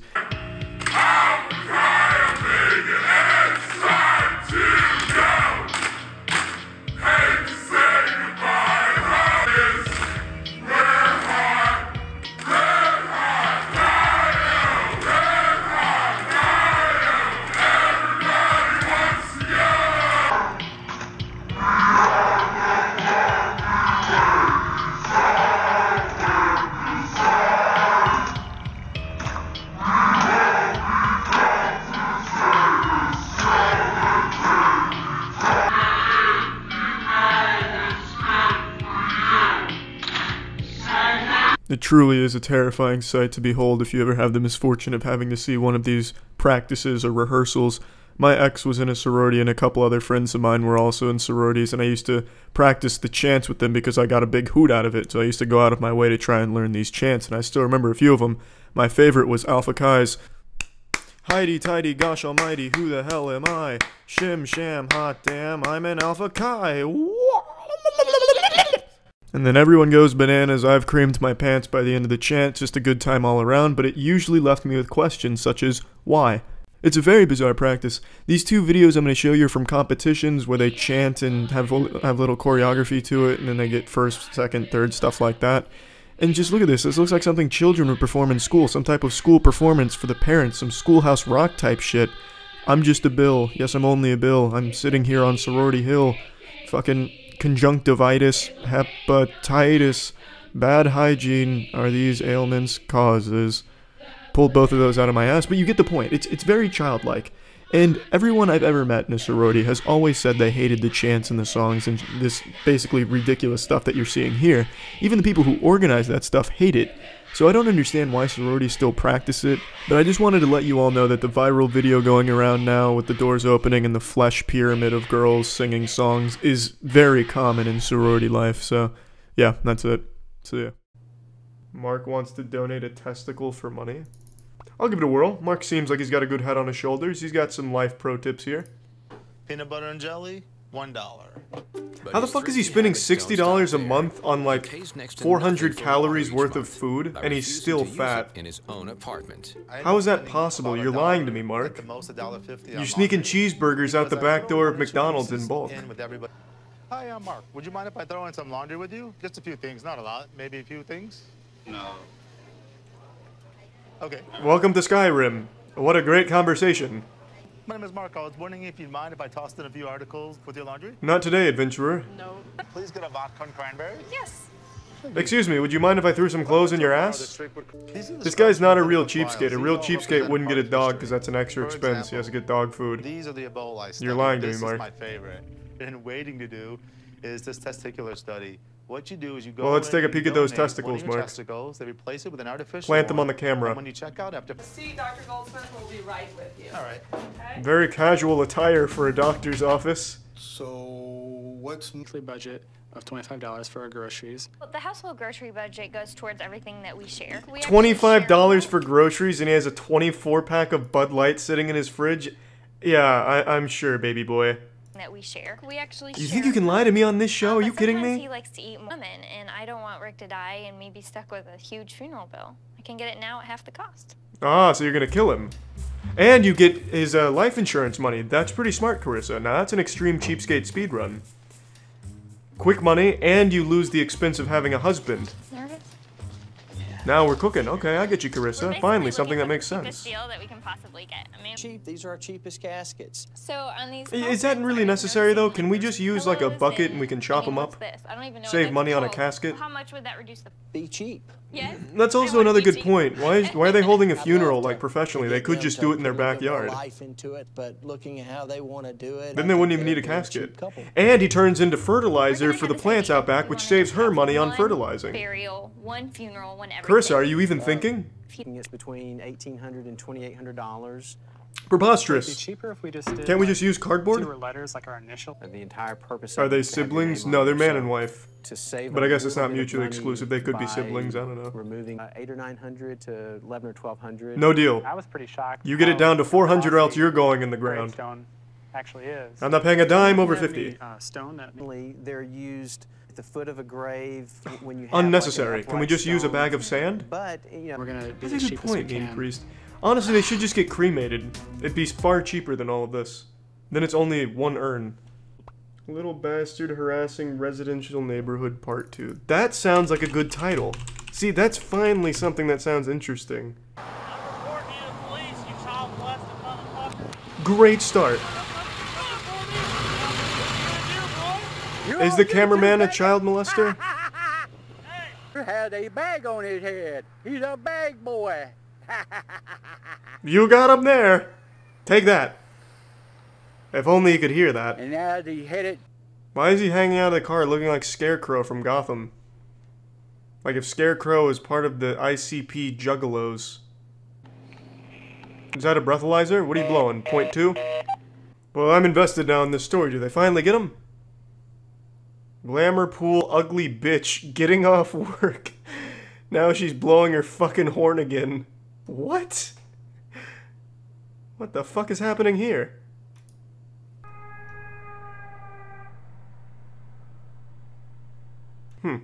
I'll leave it a like. Glamour pool piece of shit bitch getting off work. Now she's blowing her fucking horny. Damn, she's doing it the other way, the reverse. I'll leave it a like. I'm getting invested. Glamour pool bitch at it again. Jesus Christ, there's no mercy out here, no laws. I'll leave it a like. 61 possible murderers on Staley Road. What the fuck has happened? Is it that glamour pool bitch again? I'm expecting an army of murderers. Looks like this tree has a nutsack. What if he's telling the truth and just like 61 like serial killers rise from the dead in the background, like fucking Jeffrey Dahmer, Ed Gein, Hitler, all of them just terrorizing Staley Road. Whoop up on my butt boy, not gonna happen to his lifetime.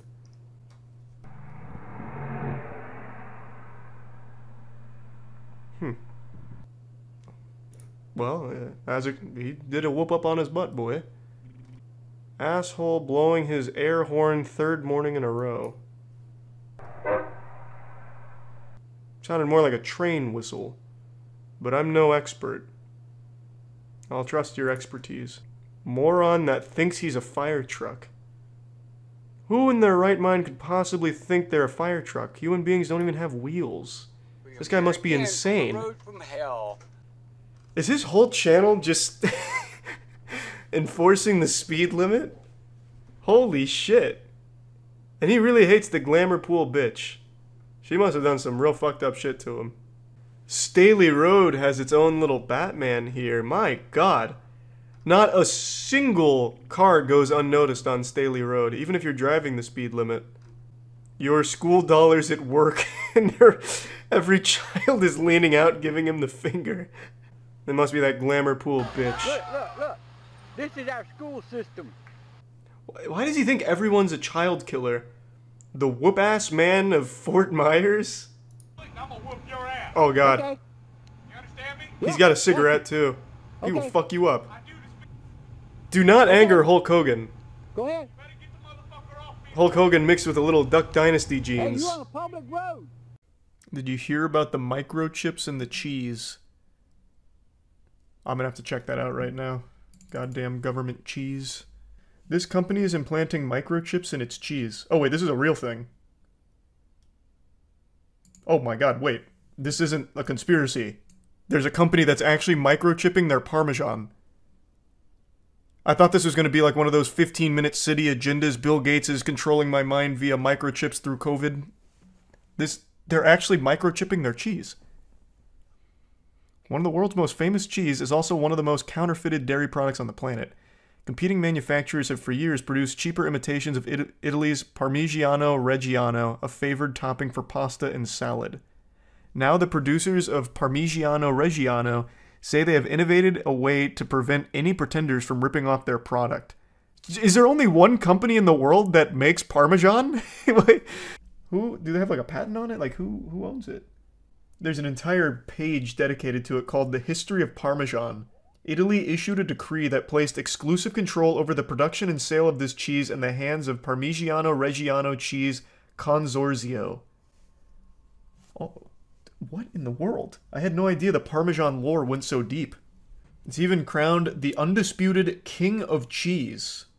This is an incredible story. This is like the Game of Thrones, but for cheese. I'm gonna have to go through that entire history breakdown of Parmesan. There's probably wars fought over it, like Helen of Troy. They weren't actually battling for Helen. She just happened to have Parmesan. They were going to war for that shit. Good God. Alright, let's read about these microchips, though. Parmigiano Reggiano Consortium, the PRC, association that oversees production of the cheese, says it has been putting microchips in its product as a part of a technological trial which would allow consumers to trace Parmesan cheese back to its place of origin. Who's doing that? What sane, normal human being is gonna try and trace back their Parmesan? Like, I'm not gonna go to a, Italian restaurant, with my buddies, and they get, spaghetti. They start sprinkling the Parmesan. I'm not gonna, slap the waiter's hand down and be like, wait a minute, let me see the microchip. I need to trace this back to make sure it's coming from the PRC. Otherwise, I'm having this establishment shut down. I'll have the Parmesan police force come after you. I can maybe see it being on a company side, if a restaurant's ordering Parmesan, giving them the option to see if it's, authentic coming from the approved place of origin. But just a normal consumer, I don't think anyone's gonna get suspicious and want to double check. Let me ensure my Parmesan came from the right spot. Under special protections designated by the European Union, Parmigiano Reggiano is the only kind of cheese which can be called Parmesan within Europe, and it must be made in a small part of northern Italy, including in the provinces of Parma and Reggio Emilia. I saw that. In my massive dissertation that I pulled up for a moment there on the history of Parmesan, I did see about, it needing to come from a certain space and nowhere else. But I didn't realize it was a title that could only be bestowed upon, this cheese from this particular region. I thought it was just a type of cheese that anyone can make. PRC are hopeful that their new technology will help to enforce that protected status. Their microchips are about the size of a grain of salt and have been inserted into the labels found on the rind of about 120,000 wheels of Parmigiano Reggiano. The chips work as a scannable food tag with a QR code label. I'm going to start tracing my Parmesan. I'm going to go to my local grocers, and I'm just going to trace all of their Parmesan. I'm going to be a hall monitor for this shit now. I'm going to be like a secret agent working for them. This feels so weird. I just can't imagine there's a ton of cheese snobs that are going to double check to make sure they're getting authentic Parmesan. Produced in the right places of Parma and Reggio. In an email statement sent on Friday, Nicola Bertinelli, president of Consorzio Parmigiano Reggiano, told CBS News that by being the first to incorporate these secure digital labels onto our cheese wheels, we can continue to ensure customer safety. Since the establishment of our consortium in 1934, we have worked to convey the value of our product globally and distinguish it from similar-sounding products on the market that did not meet our strict requirements for production and area of origin. They speak about this like it's the goddamn Citadel in Mass Effect. Since the establishment of our consortium in 1934, Nicola, it's cheese. I really just don't think there's a ton of people that give a fuck. Now, I guess I didn't realize how serious business cheese was. I'm curious. Let me see what my local grocer has for Parmesan, because there's definitely different brands, right? Like, there's not just one Parmesan brand. Oh, this is big news, too. If you just type in Parmesan, there's news stories out the wazoo about the microchips. The headlines are a little misleading. Classic fear-mongering, I guess. The microchips aren't actually in the cheese. Apparently it's in the label. So you're not going to consume the microchip unless it somehow bleeds into the cheese from the label. And if that's the case, then Parma, whatever, the PRC have got some big problems on their hand. Yeah, there's so many different brands here. There's no way they all come from the same place. And they all call themselves Parmesan. A secret cheese invasion. I don't know, man. This is very odd. In the United States, Parmigiano Reggiano does not have protected status, and American manufacturers in states like Wisconsin make different forms of Parmesan. Okay. I see. Man, they must be pissed about that. They have got to be so upset. And this is the worst time in the world to be using the word microchip. Parmigiano Reggiano, like the official PRC producers, they have chosen the worst possible marketing strategy by saying they're microchipping their cheese. People are freaking out about microchips existing in their goddamn water supply. Toilet bowls with government surveillance. Saying that we microchip our cheese for your safety, that you're scaring people. You're fucking scaring people. They need a new head of their marketing department, because that is a big L. They're struggling with that one. Big Parma. Yeah, I mean, this is serious business. This is Big Parma. Outside of the United States, the Parmigiano Reggiano Consortium successfully blocked the U.S. food giant Kraft Heinz from registering the name Kraft Parmesan cheese as a trademark in Ecuador in 2022. Parmesan is different than Parmigiano Reggiano. They age differently and made in different places and taste different. There's a name for a cheese sommelier, right? They have their own name, and it's a really cool one. Hold on. Because maybe it's time that I try and get into the high cheese society. So that way I wouldn't even need the microchip. I'd be able to taste where it was aged. In a fine oak barrel while listening to Mozart. Cheese has its own cutthroat version of the Court of Masters sommelier. In hopes of gaining cheese certification, he sits for the American Cheese Society, ACS, Technical Aesthetic Sensory Tasting Evaluation Test. Taste. This is codenamed Kids Next Door type shit. I like that. In 2018, only 30 applicants passed the taste test. If that weren't daunting enough, the American Cheese Society also offers the title Certified Cheese Professional, CCP, which means that an individual has acquired thorough knowledge and level of expertise that is demanded within the cheese industry. Those who pass both earn a lengthy array of letters after their names. The ACS, the CCP, the ACS, CCSE. Jesus Christ. Okay, I'm writing this down. I want me and the team to try and pass the Cheese Society taste test. Where a person's individual palate is subjective, the process of evaluating cheese is not so much. It's not personal preference, but knowing if that cheese is within the parameters of the style it is and what the cheesemaker intended, says Shari Allen, ACS CCP, ACS CCSE, and cheese educator. A cheese educator? Oh my god. We're in the future. Is that a major you can take in college, you think? That'd be hype. The test is rigorous. One part of the exam entails identifying 10 vials of milk on scent alone. It's all about aroma, explains Evan Brown, ACS CCP, ACS CCSE. Do you think they write this down? Like when they're just signing papers or something, when you put your name and title? Do you think they have the chutzpah to write down all of these? Knowing that no one's going to check? What could be so difficult about a cheese test? For one, a grading sheet might have 60 possible descriptors and a cheese might only seem to need 1 or 2 to describe flaws or attributes. Others might register on over a dozen descriptor scales. And to top it all off, it was like a multiple choice test with 60 choices for each question and each choice needing an intensity score between 1 and 5 and no guidance about how many right answers there could be. This picture goes hard. A mere 20 minutes ago, I was ignorant to how deep and serious the world of cheese was. It's like the John Wick universe, but for cheese. Meet the woman who married Tetris. I've been wondering who finally put the ring on him. Next time you guys are jerking off to Tetris, just know, The taken man right there. Makes me feel like I'm actually in Tetris. Oh, that's gotta be really wet for her then. I'm inside of him. She doesn't even look like she's very good at the game. Myself in the game. She's not even taking the time to really get to know him. Pierre.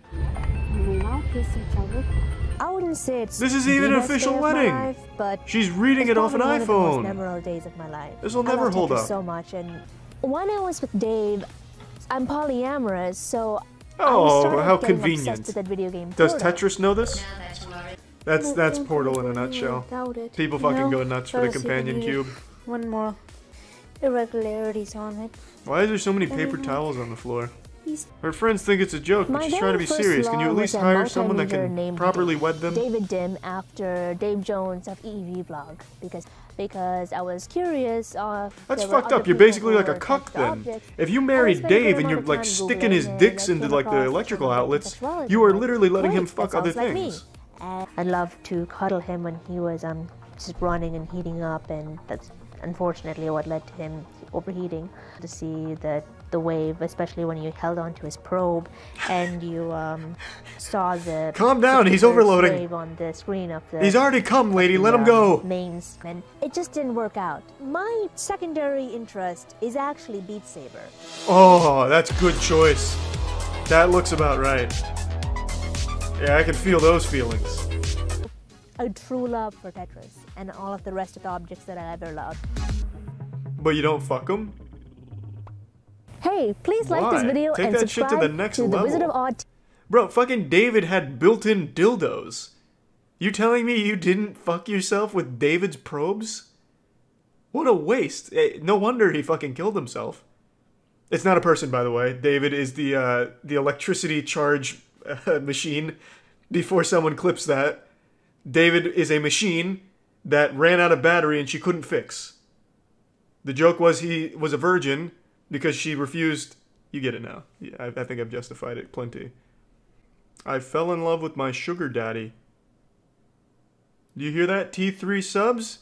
There's hope for all of you out there with your favorite e-girls. We met on this dating site called Seeking Arrangements. Hey, I know that one. It's mostly known as a sugar baby, sugar daddy website. Yeah, that was a really popular one when I was in college.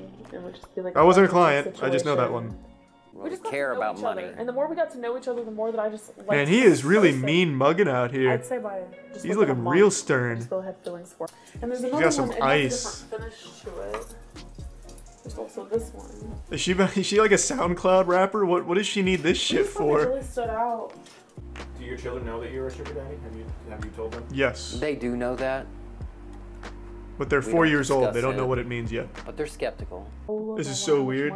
Don't act like when you're 60 years old, you won't be wanting to slam 18-year-old ham. Grant's just out here paying for it. That's your daughter? Ex-boy band star unrecognizable after plastic surgery. Mix when you walk into a plastic surgeon's office. I've had. Well, it's not something most people find themselves doing. You don't just like wander in. It's not like going to Target. Invasive surgeries, but I don't know the maintenance that's involved. Yeah, you need a firmware update. Now moving forward, have you downloaded the latest drivers to your face? Like this. Oh, what a library! Yeah, I think there you got the Outsiders in there? Definitely books here that's amazing. Because they don't know how to express their emotions. They don't know how to have an actual conversation with you. As far as, the age difference goes, I believe that. Been a big concern. 18-year-olds these days grew up on the internet and with Reddit and shit. They have been trained to be fucking losers. Younger than me. So I was 16 when he approached me. No. And Marcus, I that's a crime. 18, and I was like, oh. Having discovered Tamasia's true age, the pair stopped dating. But when she turned 17, they picked up where they left off, despite many objections about the big... That's still a crime. Damn. At least in most places. We waited 30 days There's the camp that for her WoW subscription to renew, and then I said, you know what, that's good hey, enough. Here's this young girl. He looks like Bill from The Last of Us. Hanging out with Marcus's friends, Tamasia sometimes feels pressure. Hanging out with Marcus's friends at the retirement home. Sometimes I still get a bit anxious when his friends come over because it's I have to mature myself in a way that Please, don't they're see coming me as over a to play child. Dungeons and Dragons, Yeah, I'm and sure. females You don't practice need to on really real change too men. much. It's Good thing I made brownies. talk about fantasy, magic, and sci-fi. Why is he dressed up in a suit to hang out? Oh yes, I'm coming over to eat brownies. I'll put on my favorite tux. Of them. He's a very kind, sweet person. Always trying to do. See, nice for guys don't others. always finish He's last. just an all-around great guy. You just need to wait. Awesome father. 40 years. You know, I'm like the best thing that's ever happened to him. I don't know him very well, but I will probably agree with that. Yeah, I'll say you're probably right on the money with that. What's up everybody, it's Critical. I came across this clip that actually aired on television and I wanted to kind of break it down for you all and just let you know that it exists, so let's go ahead and start this shit. You know, I've been up all night and I'm a little bit exhausted. You are? Yeah. I'm kind of sleepy too, to be honest with you. Whitney, you tired? I'm so tired. You know, it's crazy. Like, I've been such an insomniac and I have not slept in I don't know how long. I feel like we should just take a power nap or something. So the judges pretend to be overcome with drowsiness and just sleepiness has hit them like a fucking brick. Oh, I have insomnia for the last 5 nights. I just toss and turn all night. I just can't sleep, wondering who's putting the plastic tips on the shoelaces. Who is it? Who's that hero with no name? And then the contestants are very clearly and understandably uncomfortable during this because it's like something a fucking elementary school would put on for a little skit in front of the class. The music sounds like something out of the Nintendo 64 Toy Story game. The acting looks like something out of a fucking Tommy Wiseau film. Really, the whole thing just makes the contestants and the audience watching it at home just feel uneasy. It's a great idea. Marvelous idea. Let's catch some Z's. Now they whip out these eucalyptus-looking ass pillows, so you know this is something they've clearly rehearsed a few times, and for some reason no one spoke up, no one had the gall to speak up and say that this is not a really good idea and it wouldn't come across all that well or entertaining. And then for some reason the Dalai Lama just buries his hands in his head. I guess he just didn't want to use a pillow, that's just how he rolls.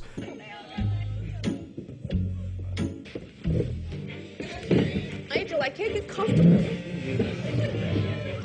I can help you catch some Z's. Who are you? Oh gee willikers, it looks like they're having a hard time catching those Z's, but luckily for them the Australian Josh Turner just happened to be in the neighborhood, and he knows just how to remedy this situation. I'm a shepherd. One of the best ways to catch Z's is to count sheep. The claim he's making is not supported by scientific evidence. That's a great idea.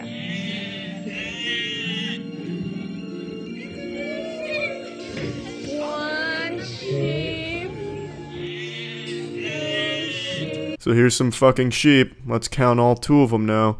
This is where it really drives home that this is not some spur-of-the-moment stupid charade that the judges decided to pull at the last second. This is something that they decided to do well in advance and planned for and prepared for. They had to get in contact with a wildlife delivery service to get these fucking sheep over here and get permission from the executives to use these sheep in the studio. I would be embarrassed if I was one of those sheep. I'd be like, damn, I don't want to be counted on this show right now for this stupid play they're putting on. I'd be driving a real hard bargain. You can take my wool, you can take my meat, but you can't take my dignity. I am a sheep and I was meant for a lot more than this. Hey, I think it's working. I'm catching a Z. I got a Z too. I'm catching Z's too.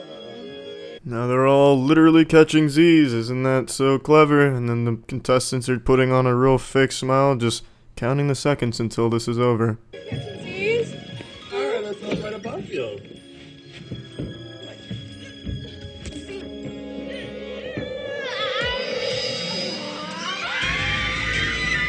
The big reveal, New Zealand, baby, yeah, that's what this whole thing was about. What better way to get everyone invested and energized than pretending to be asleep and out of energy for the last minute as you were putting on this charade? But do you get the joke? It was a play on words, cause Zealand, Z, catching Z's, sleep, shit, mind-boggling. Now, I do understand why they went through this whole song and dance. They had good intentions, they wanted to hype up the trip a little bit, but they did the exact opposite. You know, if they wanted to play off the Z, do something cooler, like really double down on it, like Dragon Ball Z. Have like someone kick through a wall or something and then start shredding on a guitar. Or maybe have ZZ Top give a surprise performance. everybody's crazy about a sharp-dressed man down a poo. And then they like explode, and then New Zealand brochures just scatter around throughout the studio. Or maybe have someone swinging on a rope or something, and he could be carrying a sheep since you've already committed to this whole sheep act. You already got the sheep over there, you might as well use him. So he just swings it on a rope. He's got like two, well, you can't have two sheep because then how the fuck would he be swinging with his mouth? So he has a sheep in one hand, and he just starts tossing sheep at the judges. Like, oh shit, catch the sheep. Yeah, sheep, yeah, Just, you know, dropping sheeps and shit. Just have something with more energy. Just understand that you made it a lot less interesting than it could have been. And you created a very uncomfortable situation for your contestants and the viewers at home. You know how much I love goofy sports in all shapes and sizes. I was going ballistic for the freestyle lawnmower obstacle course championship that happened a few weeks back. Like, I get into really silly sports. I love that shit a lot. And I figured it's time we look back on history and admire the most brutal and silliest sport ever created, X-Arm. I don't know how many of you ever watched X-Arm. I imagine anyone who did stumble across it is right now having a repressed memory and like a PTSD episode, like this fucking flare-up of trauma, convulsing in their chair like, no, my therapist told me X-Arm wasn't real. X-Arm was something that was started, I believe, in 2008. It was the combination of MMA and arm wrestling and pure fucking chaos. It was a beautiful disaster of an idea. It never got popular. I think there was only 4 episodes ever filmed, and they never made it to TV or anything. They were hosted online. They just ended up getting fucking thrown in the cum dumpster online, and they surfaced on YouTube back in the day, and that's how I found it. But basically, it was taking arm wrestling to the highest possible extreme you could think of, aside from just like putting your arms together and then shooting each other with a gun. So the idea was you'd have your arms taped around each other, and you'd be able to beat the shit out of your opponent until they either die or pass out. Like, pinning them didn't work because it just wouldn't. No one tried to pin. It was just a battle to the death. I actually made a video on X-Arm like 6 years ago, I think it was, and I figured it's time we just revisit it because, god damn it, it truly is a classic. So I'm going to show you the most popular X-Arm fight. This is Rick Vardell versus Bon Lapua. And he's shown us more in boot camp than anybody else has. And of course, one of the aspects of this sport is the other guy's not going to get very far away. Why? You tell him, Art. We've got both athletes hooked up with a D-ring and a harness. This enables the athletes to sit back in the pocket. It keeps them on their side of the table. Yeah, they're fucking strapped in like it's a roller coaster ride here. This genuinely looks like some shit out of Yu Yu Hakusho's Dark Tournament where Yusuke and that dude with the mohawk have that like just slugfest where they're leaning against knives on the ground until one person dies. That is basically that scene for a whole sport. It is incredible that this fucking thing even exists. Outstanding performer. Now he is in, well, he's going to have his hands full as he's trying to get these two men sent. Look at Rick Vardell's face, and he's in his own world, and he's trying to do it. Macho man, macho man. Okay. So it's Rick Vardell in blue, Bon Lapua in green, and Rick Vardell looks like just the most American dad ever. Dude looks like his name would actually just be Paul Cheeseburger. He looks like he's 1 Miller Lite away from leaving his wife and kids. So he's getting in the head of Bon Lapua a little bit by acting like a feral animal, so he's grunting, huffing and puffing, showing his teeth like an angry dog. Here we go, folks. This one's about ready to start. The action is gone. Oh, they start striking early. Strikes on the head by Vardell, but look at Lapua come back with a right. He is overpowering the big man. Rick Vardell is defenseless right now. Oh, he's taking shots from the shoulders, the face, the ears, the back of the head. Look at that arm. He is almost defenseless. I'll tell you, Vardell looks like he wants no more. Look at the shots. He's coming over. I don't mean to blue ball you by interrupting here, but just look at the fear on Rick Vardell's face as this flurry of fucking meat hammers is coming flying in, just getting clobbered. His survival instincts are kicking in, fight or flight mode, and he's trying his best to run away, it seems, but he just can't because he is literally hooked into that podium, so he just sit there and take the punishment. He's doing the hammer shot. And there's Vardell's arm on the table, scoring pins. What does he do best? He pins people. He's a world arm wrestling champion, but right now he is getting mugged. He's thrown his game plan out, Gary. Thrown it out completely. I have not seen him strike yet. Lapua coming down. Oh my goodness. He's trying to throw an arm bar. He is. He's throwing an arm bar. Wait a minute. Hey, the judge just threw in a red towel. We're going to stop action here. I'm not... Gary, I think the judge... Just when you thought Rick Vardell was belly up in the water, he hits you with the surprise armbar with the podium assist. It's like you would have never seen that coming, I bet. You weren't ready for that plot twist. Rick Vardell really turns the tide of battle here by getting this mysterious armbar where he just ends up looking like a metapod hanging from a tree. So he's got his arm like blasted into his nutsack as he's hanging upside down. It's like, when I first saw this, I couldn't believe what I had just seen. And this is a legal move. The only reason this got broken up is because his armbar form was so bad that the referee panicked that his arm was just going to blast through like a compound fracture. So he broke it up quickly. But it is, like, you are allowed to armbar. I wouldn't be surprised if you're, like, allowed to lean over and, like, bite on their ear and their nose, spit in their face. Like, the only rule in this sport seems to be you can't bring a loaded weapon or a sharp object. Everything else is fair game. There isn't much time left, but I gotta tell you, it looks like Vardell is not ready. And he's trying to get it! He's trying the armbar a second time. I don't see a red flag, and I see Lapua holding on. He doesn't have that wrist turned the right way. He is trying to pull it down, and they're going to stop him right now. He would have been better trying to kick in that position. He absolutely would have. The bell's rung, the round is over. There you go. Yeah, so Rick goes wacko mode again by attempting another armbar. I guess it's his signature move, but unfortunately, once he locked in, there was only 10 seconds left in the round, so Bon Lapua got off a bit easy, because otherwise, he would have lost that entire arm, goddammit. Both men throwing. Both men are throwing shots. Both men are trying to stand there, and both men are taking the other's best. This is incredible. Now, this is the best action I've seen from Vardell. He's hanging in there. He's saying, okay, you've hit me. I felt what it's like. Now I'm coming back to you, big man. And look at the shots. And both are getting tired. Both are still throwing. Lapua trying to measure him, and he throws one off the top of his head. This is the first time I've seen Vardell with his arm off the table. Round 3 continues for a bit longer, and Bon Lapua wins. I'm not going to show you the entire thing because it's just a lot of furious fists flying around. I just wanted to show you this sport a little bit because I often think about it when it comes to goofy sports. Like, I'll see some new sport or like some stupid thing on Reddit and it's like, this sport is super dumb, and I'm like, yeah, but it's not as dumb as X-Arm or as dangerous. Like, I always compare every dumb sport to X-Arm. Like, it is the gold standard for me for silly sports, and I just wanted to, again, share this with all of you, in case you don't remember X-Arm or have never seen it. That's about it. So, yeah.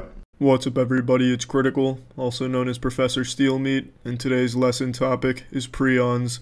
Now, if you're like me, a hypochondriac, you hit your hand on the edge of a table, and you instantly think you've contracted fucking gonorrhea or something, then you've probably done some research on prions since they're being talked about a lot more recently. So since they're becoming such a popular subject, I'd like to teach you all what they are, how they work, etc. So go ahead and turn your textbooks to page Go Fuck Yourself, and let's begin. Now, what is a prion? Fundamentally, a prion is a misfolded protein, but it's infectious, and there's no nucleotides, which means there's no DNA and there's no RNA, and it infects the properly folded prion proteins. And once there's enough of this misfolded protein, it causes cell death in the brain, which leaves holes in the brain, which is what I'm illustrating with that drawing right there that just looks like a really badly drawn chocolate chip cookie, and then eventually the person dies. It's the cause of what's known as TSEs, or transmissible spongiform encephalopathies, and it's just some very shitty shit. Now here's a brief history of its discovery. In 1950 there was an outbreak of what's known as kuru in Papua New Guinea. Those infected with kuru lost the ability to walk, chew, and swallow, so obviously since they weren't able to eat, they died. About 10 years later, this kuru outbreak, as well as scabies, was studied. Scabies is another TSE, but it only affects goats and sheep. This head of cauliflower represents a sheep. It was studied by 2 London researchers, and they hypothesized that these TSEs were the result of a protein-only pathogen. Then, in 1982, a neurologist named Stanley Naughty Nipples Prusner came forward and announced that he had proven the hypothesis correct and named them prions, which is short for proteinaceous infectious particles. Now, that's a brief history of how prions were discovered. Now let's really get into what they are. Now there's 2 things here. There's PRPC, which is normal, and PRPSC, which is the misfolded version. PRP is just short for prion protein. Now everyone's body has PRPC in it, although no one understands exactly what PRPC does for the body. And I clearly don't know how to draw the fucking thing. It looks like a wacky, waving, inflatable, tube-flailing arm man, or whatever they're called. But that's the best I can do, and that's basically what PRPC looks like, and there's usually no problems with it, and it's completely normal, although no one knows its exact function. Maybe it makes you shoot cum further, maybe it makes your teeth whiter, maybe it's fucking Maybelline. No one has any idea, really. Your guess is as good as everyone else's. And then there's the abnormal version, which is the prion disease-causing one, PRPSC, which is the misfolded protein. And it's also poorly drawn. I'm not very good at drawing shit, but that's kind of what that looks like. This shit causes a lot of scary shit, like fatal familial insomnia. This is another really bad drawing, I know. It looks like he's laying his head on a bar of soap. I'm sorry, I'm a horrible artist, but I'm doing the best I can. Now, fatal familial insomnia affects the person's ability to sleep, eventually making them completely unable to sleep, which leads to extreme weight loss. This giant shoe is supposed to be a scale, and then eventually death. Now, it's not just them wide awake and not able to sleep. They beg to sleep. They are just perpetually exhausted and craving sleep, but their body just will not let them. It's a horrible disease, and there's a lot of other horrible diseases that this causes, such as Creutzfeldt-Jakob disease, which I'm drawing here, and also the one most of you have probably heard of before, mad cow disease. It also causes something in deer called chronic wasting disease. It just causes a whole bunch of shit. That's a very sad cow. Mad cow disease was a very sad time for cows, and everyone else. Actually, you know what, real quick fun fact, there's only two things in the entire universe. There's cows and everything that isn't a cow, so that really affected a lot of shit when that was going around. So let's talk about how this PRPSC spreads to the normal prion proteins. This is very haphazardly drawn, I just wanted to quickly show how it does it. So the misfolded protein comes in contact with the normally folded protein, and it's able to actually infect it and turn it into another PRPSC and completely get rid of the normal folded one. And it does this numerous times until they all form a long chain called an amyloid fiber.